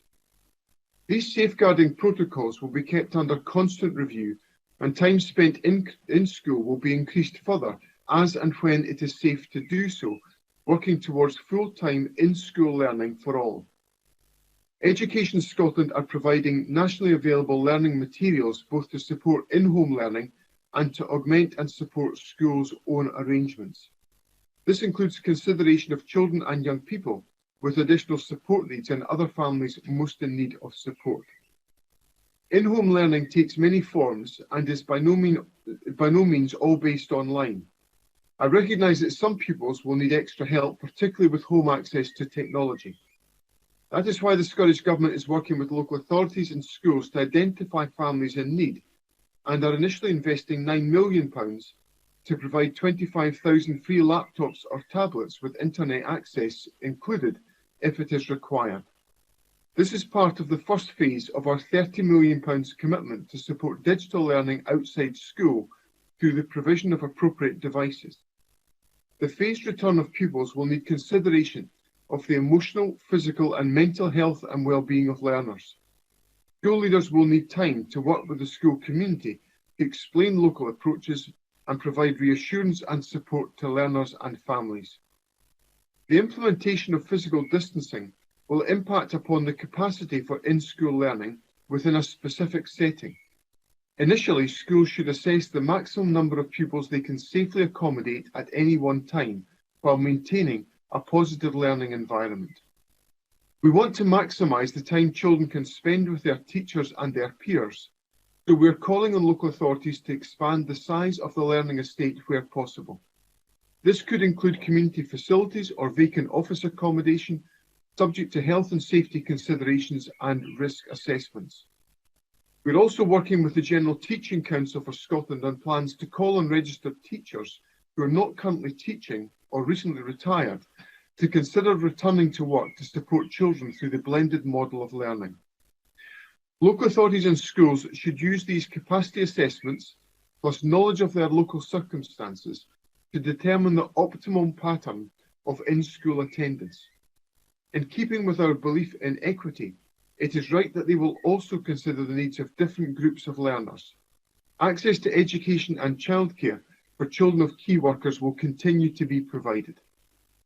There will remain an important role for assessment in supporting progression in learning during this phased return to schools. The Scottish Qualifications Authority will continue to develop plans to deliver the 2021 exam diet and will provide further advice to ensure that arrangements are in place to capture on an ongoing basis the learning outcomes met by young people in the senior phase in school year 2020-21. In early learning and childcare settings and for the youngest primary school children, it would not be desirable for children's well-being to implement strict physical distancing between young children or between a child and key worker. Alternative age-appropriate public health measures, building on expertise developed across Scotland in delivering critical childcare, will be put in place. Childminding services and outdoor nurseries will be able to reopen when we move into the first phase of our managed relaxation of lockdown restrictions. We are working with the childcare sector, the Care Inspectorate and public health advisors to prepare guidance in advance of their reopening. Other types of childcare provision will reopen over the summer. It may be that fewer children can be accommodated in each setting, and so capacity will be prioritised. The timetable for reopening services will take account of the lead-in time required to bring staff off furlough. The framework for ELC provision will safeguard the financial sustainability of services across all sectors. To ensure ongoing provision for key worker and vulnerable children, critical childcare will continue throughout June and the summer break. As recovery progresses, the use of childcare hubs may reduce as more children return to their familiar settings. In order to prepare for August, teachers and other school staff should return to schools in June when a decision is taken that it is safe to do so. Health and safety guidance, including risk assessments, must be in place prior to returning. I'm mindful of the impact of lockdown on many of our most vulnerable children. Local authorities have been asked to increase the numbers of children attending critical childcare provision. There will also be a focus on supporting children at key transition points, which may include some in-school experience in late June. In conclusion, Presiding Officer, I look forward to working with all partners to continually monitor and review the support in place and ensure that children and young people's well-being and learning is prioritised in these challenging times. We have a mission to make this work, to educate Scotland's children and young people, and above all, to keep them safe. This approach, working with our teachers, school staff and local authorities, gives us a way to do that. We can safeguard our children's future and get them learning alongside their classmates again.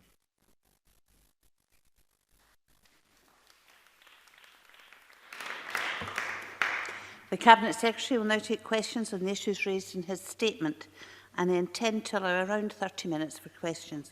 It would be helpful if members who wish to ask a question were to press the request to speak buttons now, and I call on Jamie Green.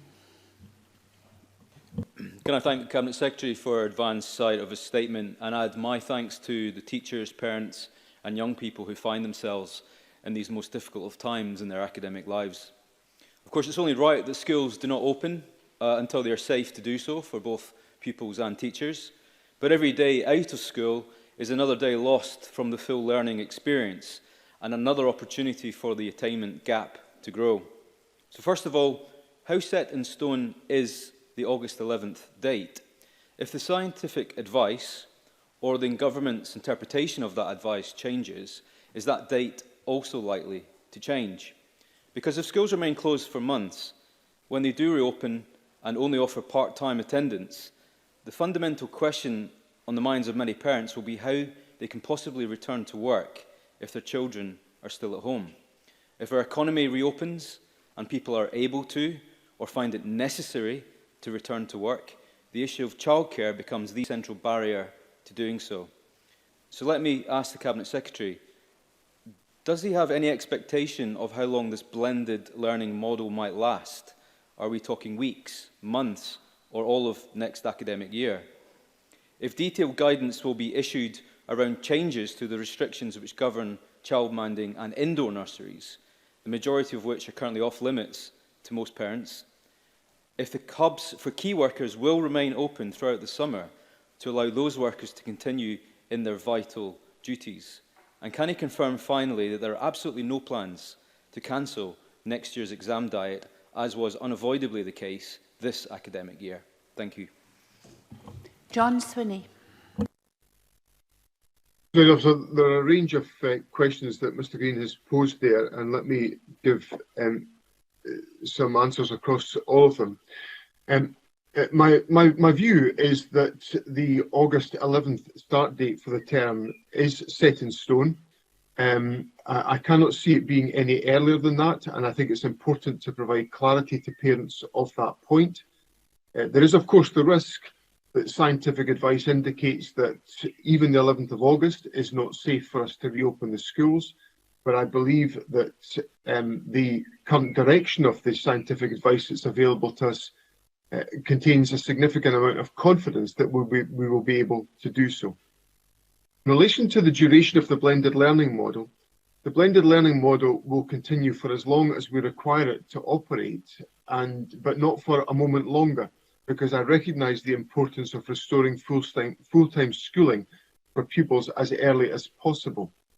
My statement did make reference to the fact that if the scientific advice improves, then of course that enables us to move out of the blended learning model at the earliest possible opportunity. I recognise the challenges that are posed for parents in all of this, but Mr Green will notice from the government's route map that the other steps that the government is taking forward, particularly in relation to employment and the return to work, are predicated on the importance of ensuring that people work from home where they are able to do so. So the Economy Secretary and I are regularly discussing, and the Economy Secretary is discussing with employers' representatives, the importance of taking a pragmatic approach in relation to the working location of individual employees to enable us to tackle coronavirus. And there is obviously a knock-on effect there in relation to the education system into the bargain. Lastly, Mr Green asked me about the exam diet. The exam diet for 2021 is being planned just now. We obviously are uncertain about what the path of COVID will be in the course of the next 12 months. So the Scottish Qualifications Authority will give advice to schools about the importance of capturing evidence of the performance and the achievements of young people to ensure that that can be properly borne in mind in any certification process in 2021. Ian Gray. Thank you, Presiding Officer. And let me also echo the Cabinet Secretary's recognition of the efforts of parents and carers, teachers and young people themselves during this period of school closure. Now, though, we need them to be confident that it will be as safe as possible to return as planned. The Cabinet Secretary has quite a challenge ahead of him. So let me ask about creating that confidence. The Cabinet Secretary acknowledged that the scientific advice and modelling is evolving and in some respects remains inconclusive. So will he promise to publish updated evidence as he has it in the coming weeks? Secondly, can he guarantee that all teachers in all schools will have access to an established test and support system in June when they are asked to return to school? And finally, can we be assured that government will provide all of the extra funding required by councils to reopen our schools safely, whatever that takes? John Swinney. Presiding Officer, earlier today I published the latest scientific advice that we have, and I hope that Mr Gray and parliamentary colleagues find that of assistance. I am committed to making sure there is openness around that information, and I will certainly publish further information as it comes to hand to ensure that we can have an effective and open and accessible debate about the scientific issues, because I fundamentally agree with Mr Gray that we can only reopen schools when it is safe to do so, and we can only do that when there is public confidence around the actions of so doing. So I will be happy to engage in discussion with members of Parliament, as I am with the Education Recovery Group, around the scientific advice that's available. And if members of Parliament, having had the opportunity to reflect on the material that I have published today, have any other specific requests for information or data or questions to pose, I will be very happy to engage in addressing those issues. Mr Gray will be aware from the announcements that the First Minister made today that the test, trace and isolate strategy that the Government is bringing forward will be in place to be operational on the 1st of June, which will address the issues that he has raised with me about testing. And finally, on the issue of funding, the Scottish Government is in regular dialogue with local authorities around issues of funding, and the Finance Secretary, Kate Forbes, takes forward these discussions and is fully cited on the issues and discussions we've had within the Education Recovery Group on these questions. We'll move on to the open questions. I do have a lot of requests, and we have quite a lot of remote contributions as well, so if people could bear that in mind and try not to prolong their own contributions. Claire Adamson, followed by Jamie Halcrow-Johnson. Thank you, Presiding Officer. Can I thank the Cabinet Secretary for his statement, and I note his comments on the investment into digital and his mention of vulnerable and children in the statement. The barriers to vulnerable children and some additional support needs children accessing education are varied and complex. I would like to ask the Cabinet Secretary what the Scottish Government is doing to ensure that pupils aren't excluded from engaging with the full curriculum during the phased reopening of the schools? John Swinney. Presiding Officer, one of the key priorities of the locally delivered approach that we have taken within the national framework that I've set out to Parliament today is to ensure that the needs of individual young people in their localities can be fully and adequately met. So our local authority partners will be looking very closely to ensure that the needs of individual young people, vulnerable young people and young people with additional support needs can be most effectively met through the blended learning model that we've taken forward.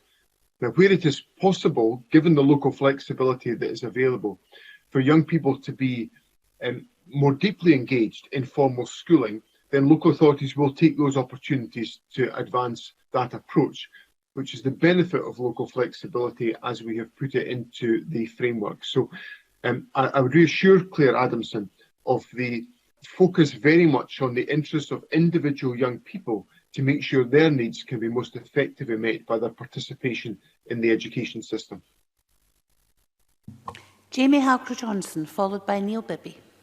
Thank you. The Scottish Government has now announced that it's having to spend 9 million so that 25,000 laptops can be provided to disadvantaged children to support home learning, but that's part of a total of 30 million which is allocated to this. So can the Cabinet Secretary tell me whether 25,000 laptops will be enough to cover all disadvantaged children, or whether some will miss out during phase 1 of this scheme? Can you confirm that these laptops will be with the children by the 11th of August when schools go back? And if 25,000 laptops represent £9 million of spend, what is the remainder of the £30 million earmarked for? John Swinney. This is an issue of active discussion with local authorities. The 25,000 laptops have been ordered, and we await delivery of those laptops to make provision available for young people. But as we take that forward, we'll be in discussion with local authorities, because fundamentally this has to be a locally driven set of decisions about who actually requires to be supported with individual technology. So we will take forward these discussions with local authorities. That will have a heavy influence on our discussions about what the further resources that have not yet been the subject of final allocation are spent upon, because fundamentally we want to make sure that the technology is able to reach the young people who require it, and for that we need to have an effective partnership with local authorities to enable that to be delivered on the ground. Neil Bibby, followed by Kenneth Gibson. Thank you, Presiding Officer. Deputy First Minister, many parents made sacrifices in order to afford to send their children on school trips this term. Many low-income families will have put themselves into debt. These trips have now been cancelled due to the COVID-19 restrictions, but some providers are trying to get schools to rebook for next year rather than provide refunds. Can I ask that the Scottish Government use its power and influence and to work with COSLA to ensure that every family is immediately fully refunded full value of what they have paid? And can I also ask that if any travel companies refuse to cooperate, that the Scottish Government and COSLA circulate a list of those companies to every school in Scotland? John Swinney. President Officer, I recognise the seriousness of the issue that Mr Bibby raises, and I will give him the undertaking today that we will pursue that issue with our local authority colleagues. There will be, I'm conscious of the fact that many families will, as Mr Bibby rightly suggests, have made significant financial sacrifices to make sure that young people are able to participate in these trips. The families in making those sacrifices, and they will be making other sacrifices, I'm sure, during this pandemic, puts significant strain on families. So I give them the commitment that we will explore that issue with COSLA, and if there is a need for us, which I hope there is not, to publish any information about a lack of cooperation, then I will certainly give consideration to doing exactly that. Kenneth Gibson, followed by Ross Greer. Thank you, Presiding Officer, and I welcome the Cabinet Secretary's statement. Given the difficulties for parents who are working if their children are at home, will this mean that children of people in work are more likely to be expected to attend school than the children of parents who are not? And what level of viral spread will be considered low enough to allow children to attend school as normal and end blended education? John Swinney. On Mr Gibson's first point, there has to be equity of access to education for young people. It's one of the fundamental principles of Scottish education. So young people must be able to gain access to education services on an equitable basis. It's for that reason that we are putting in place the support that some young people may actually require to enable them to have that access through a lack of digital connectivity. In relation to the second point that Mr Gibson raises, and I recognise the significance of this point, we have to take great care in making judgments around the scientific advice and evidence that is available to us. All of our judgments as a government are designed to ensure that we are taking no actions that fuel coronavirus within our society and take every action we can to try to suppress its effect. Therefore, the plans to resume education in the fashion that I've set out are consistent with those aspirations. And as we see progress being made, I hope to be in a position that we can move away from the blended learning model and into the traditional full formal schooling model.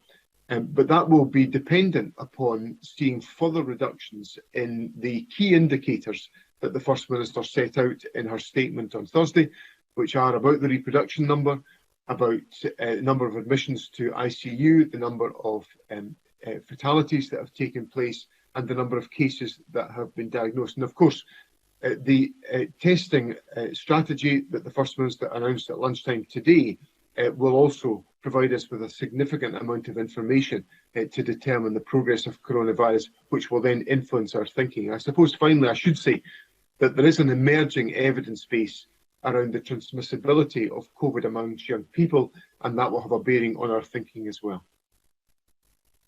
Ross Greer, followed by Jeremy Balfour.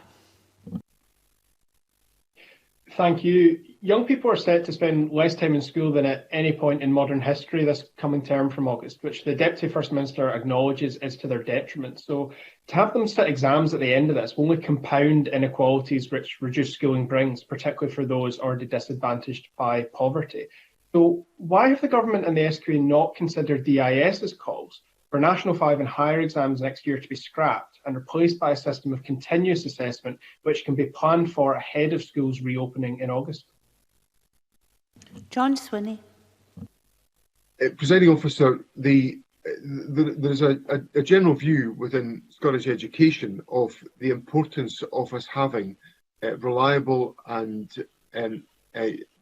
certificated qualifications for all as part of the way in which we deliver education.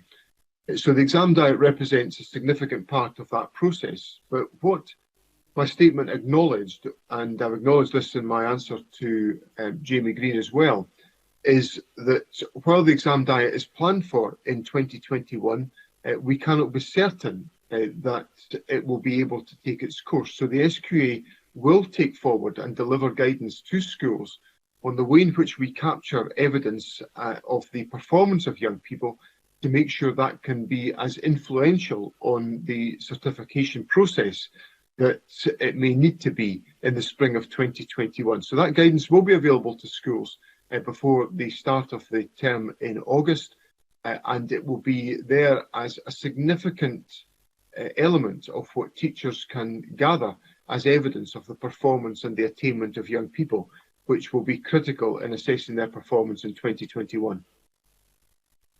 Jeremy Balfour, followed by Bob Doris.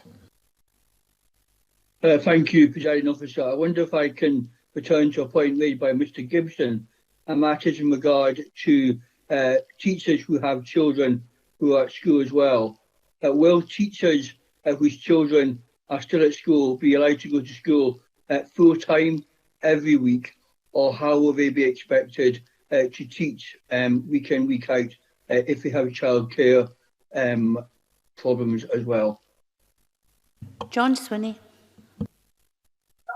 So this is one of the issues that gets into the area where local discretion and local planning is the most appropriate level at which these judgments should be made. There will be a multiplicity of issues that will affect the availability of the teaching population once schools return. There will be some teachers who, for health reasons, given the prevalence of COVID, may not be able to present for teaching purposes. There will be other issues such as the ones raised by Mr Balfour. So local decision making within the strategic framework that the government has put in place by the dialogue we've had with the Education Recovery Group is critical in coming to judgments about many of these questions.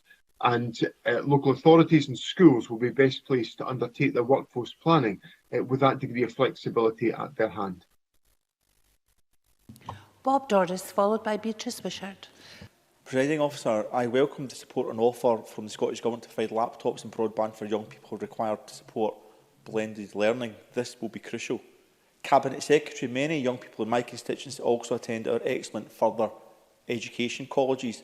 Student representatives from Glasgow Kelvin College told me many FE students depend on college IT and don't have laptops or broadband at home either. Will the support announced be open to those students also? John Swinney. So that's one of the issues that we are considering in relation to the other resources that are available to us that I talked about earlier on. So we will look very actively at the position of further education students to determine whether there are appropriate arrangements we can put in place with colleges to deliver such support where it is necessary to be taken forward. It's important that all elements of the education system are able to take steps forward after this period of disruption. I'm committed to making sure that that is the case, and we'll work with the further education sector to enable that to be the case. Beatrice Wishart, followed by Daniel Johnson. Thank you, Presiding Officer. Scotland's teachers already work long hours at the best of times. So how is the balance of blended learning going to work between the demands of teaching children in the classroom while having others learning from home? Is this one of the reasons why the government is looking at hiring extra teachers? And how many extra teachers does the Cabinet Secretary think might be needed? And how many might be available according to the GTCS lists? John Swinney. Officer, the judgment on the need for local teachers to supplement the existing workforce will be a decision very much arrived at local authority level, where, as I've indicated a number of times, the framework that I've put in place provides sufficient flexibility for local authorities to make these judgments and come to these decisions. There are obviously a number of teachers who are active who are registered with the General Teaching Council but are not actively teaching. The General Teaching Council will be contacting those teachers to establish the opportunities that exist for them to contribute and participate in formal education, should they wish to do so. And obviously, that will be of assistance in providing the necessary skills and capacity that is required. One of the important questions that local authorities and schools have to wrestle with is the way in which the delivery of this model can be most effectively put in place at local level. And some circumstances will vary very significantly. Beatrice Wishart's constituency, the composition of the school estate is dramatically different to the school estate from the previous question of Mr Doris. So there will be a great diversity in that provision, and it's important that local authorities look actively at how those arrangements can be put in place at local level to ensure that the needs of young people are met effectively. I should finally add that Education Scotland is providing additional nationally based support and materials to assist schools in ensuring that the blended learning model is maintained and supported actively at local level.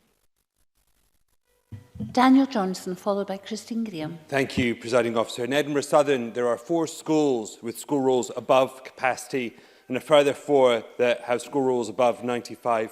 25%. So even with blended learning, it's going to be extremely difficult to implement social distancing without the use of additional space, which will obviously incur costs. So can I ask the Cabinet Secretary, what assistance, both practical and financial, will the Scottish Government extend to local authorities with significantly high levels of high school rolls?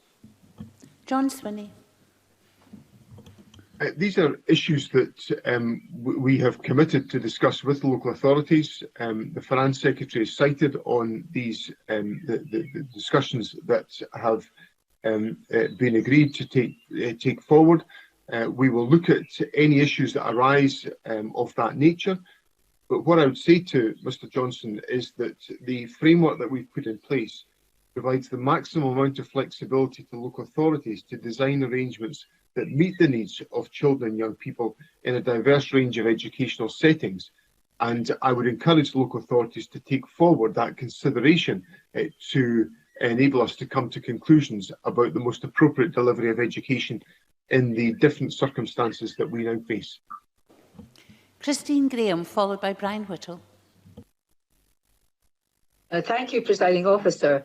Cabinet Secretary, I'm referring to the local phasing delivery plan. In my rural constituency, there's a key role for local bus companies transporting pupils to school. Given that I think we're looking at part schooling, possibly shifts, what discussions has the Cabinet Secretary had with his colleague, the Transport Secretary, to ensure buses can operate, as it were, also a shift service, observing social distancing, which would involve additional journeys and may need additional funding? John Swinney. Presiding Officer, in one of the answers that Mr Matheson gave earlier on this afternoon, he indicated that he and I are in active discussion around the whole issue of school transport and the interrelationship of the school transport issue with some of the wider issues that the Transport Secretary wrestles with in relation to the support for the bus industry and the way in which the bus industry operates around the country. So the questions of physical distancing are as relevant on school transport as they are within the school estate. So those issues will be actively discussed at local level. They will be quite challenging issues to resolve, particularly in rural areas that Christine Graham represents, and very much significant issues in the areas that I represent in Perthshire as well. So I assure Christine Graham that these issues are very much at the heart of the discussions.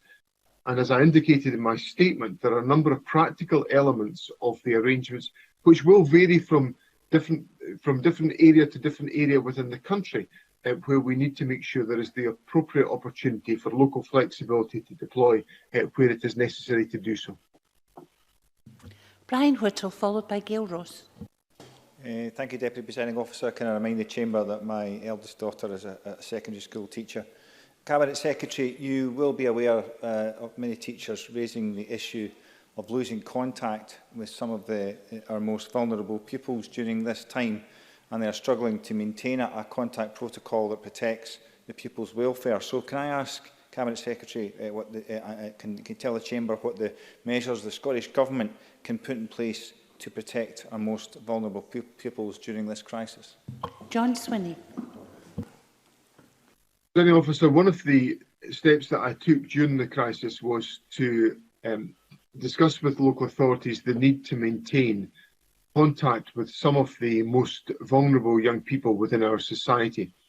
And that essentially takes two elements. First of all, there is those children and young people who are within our child protection system. And on the most recent data that I saw, over 90% of those young people had been contacted by local authorities and local authority staff within the last 7 days. And that picture has been broadly consistent throughout the pandemic. And I pay tribute to local authorities for the effectiveness of that contact. But the other element is the work that is underway within individual schools to maintain contact with young people. And I've taken part in a number of events with schools over the last few weeks, remotely, I might add. One of the points that we have been discussing has been the fact that schools have demonstrated in the course of this pandemic that you don't need to be occupying a building to retain your school community. And I think schools have very successfully reached out where they've not been able to be within the buildings and the infrastructure of their school to maintain their school community by the connections that exist between staff and pupils and their families. And I can think of one example where I was in touch with a school in my own constituency just last week through a parent council discussion, and the volume and the quality of teacher and pupil engagement was very high indeed. Indeed, I heard of other cases from Christine Graham's constituency as well in the course of the last 7 days. I think on a sustained basis, teachers are maintaining contact with pupils. It is harder to do so, but I think where there are good, strong relationships between teachers and families, that is bearing fruit in the context of the current pandemic, and Scottish education is the better for having that strength in its foundations. Gail Ross, followed by Colin Smith. Thank you, Presiding Officer, and good afternoon, Deputy First Minister. Can I also add my thanks to teachers and staff for keeping everything going at the moment. My question is about practical subjects, and when the schools return, how equipment, kit and instruments are going to be used in a hygienic manner. Will teachers be responsible for cleaning and sterilising everything? Will schools need to employ extra cleaners? And do you think that there will be a need for additional equipment to be purchased? John Swinney. Presiding Officer, there will without doubt need to be very effective hygiene measures in place in schools when the schools return in August. Well, they'll have to be in place before any members of staff return in June into the bargain. So local authorities are now, in response to the letter that I have issued, inviting local authorities to develop delivery plans for the resumption of formal schooling. Will now have to give consideration to the very substantial issues that Gail Ross raises, because they will be integral to our efforts to ensure that there is no diminution of our efforts to tackle coronavirus as a consequence of the reopening of schools. So the cleaning of the school estate and of equipment and the maintenance of that strong, clean regime will be critical as part of the resumption of school education in Scotland. I have 3 questions left, and to let the Chamber know I'm minded to take them. We'll be a couple of minutes over 5 o'clock. Colin Smith, followed by Mark MacDonald. Thank you, Presiding Officer. There's a strong emphasis in the Cabinet Secretary's statement on blended learning, therefore homeschooling. In families where parents work often all day, full-time to make ends meet, their children will be in school part of the day, but childcare the rest of the day. So can the Cabinet Secretary say if there will be any changes in how that childcare will be delivered, in effect, to help provide what would be the homeschooling element? Otherwise, it is difficult to see how that could be delivered in many households. And will those parents have to pay for childcare if it's being delivered during what would have been the normal school day? John Swinney. There are a number of very complex questions that Mr Smith raises, and it's impossible to give a general answer to all of them. I would say that the approach to blended learning will require a degree of pragmatism amongst employers, which is commensurate with the route map that the First Minister set out last Thursday, which envisages fundamentally that home working will continue for many, many people as a consequence of the pandemic. So the discussions that I have with the Economy Secretary and which the Economy Secretary has with the business community are critical to creating a shared understanding of how the blended learning model can work, and also individuals can return to employment and active employment as effectively as they possibly can do in different settings around the country. The final 2 questions are from Mark MacDonald, followed by Annabel Ewing. Thank you, Presiding Officer. I spoke to the Cabinet Secretary in one of his recent statements about the issues around transitions, particularly for children with additional support needs who may be transitioning from nursery to primary, or as is the case for my own son, from primary to secondary, and the potential for there to be some special measures required in relation to that. Given that we now have the August 11th start date and the probability of blended learning, what further thought has he given to the impact on children with additional support needs and what special measures might be required in relation to them? John Swinney. Presiding Officer, the route map that was published last week envisages transition support opportunities being available for pupils leaving Primary 7 to enter S1. And my statement today has given express account of the importance of ensuring that we meet the needs of young people with additional support needs. So it's crucial that at local level, the opportunities for transition, which we would envisage taking place before the summer break at the end of June, are able to be taken forward, and that specific account is made of the needs of young people with additional support needs to manage and to support their transition into the next stage of their schooling. So the framework envisages that being taken forward in a sustained way to meet the needs of children and young people with diverse and different needs around the country. And Annabel Ewing.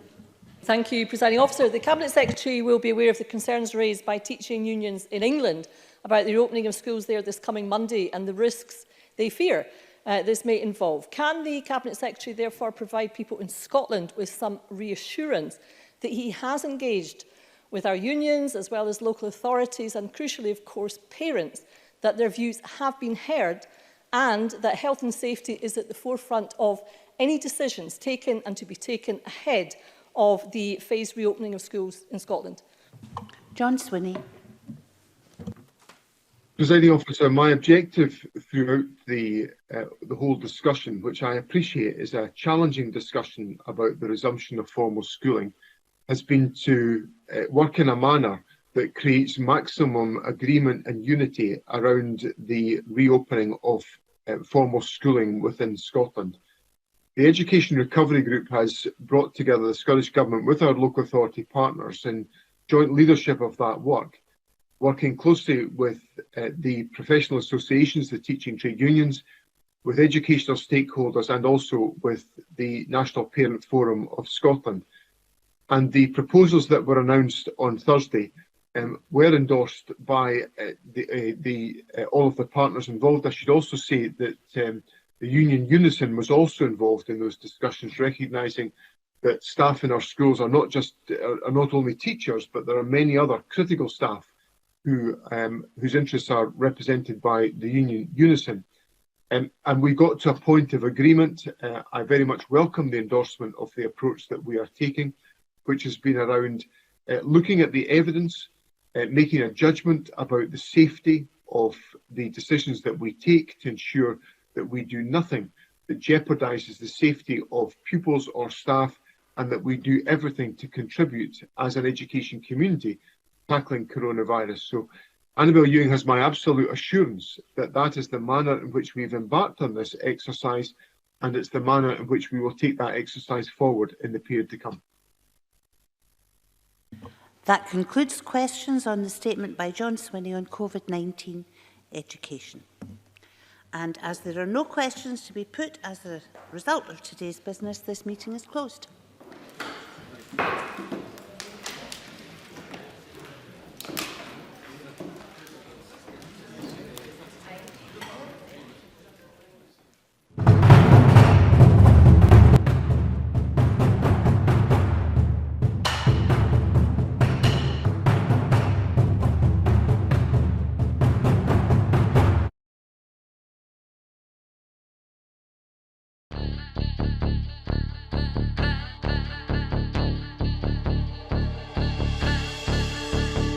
How do you mean no more commission? Well, no one in Scotland can commission an idea. You know, if I went to BBC Scotland and I said, oh, I've got this great idea for a sitcom, I've got this brilliant idea for a drama, you know, there isn't one person in Scotland that can okay it unless it goes through London. Good morning and welcome to another edition of Full Scottish. What's happening today?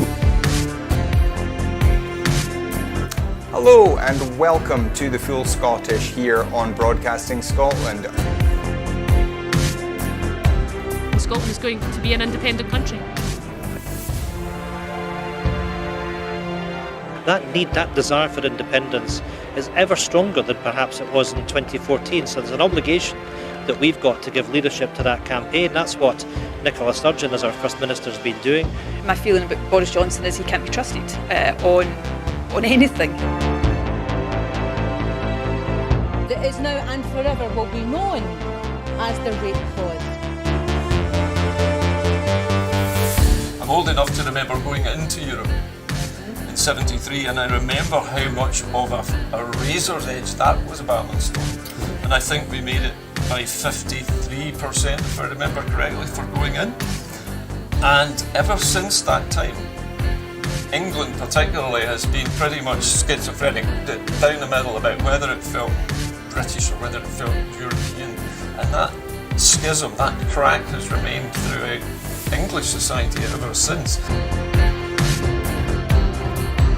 Scotland means business. Scotland's voice won't be stilled, it won't be silenced, it has to be heard. About the work that's been done by Broadcasting Scotland in giving community activists, yes activists, Scottish activists a platform other than the traditional media outlets.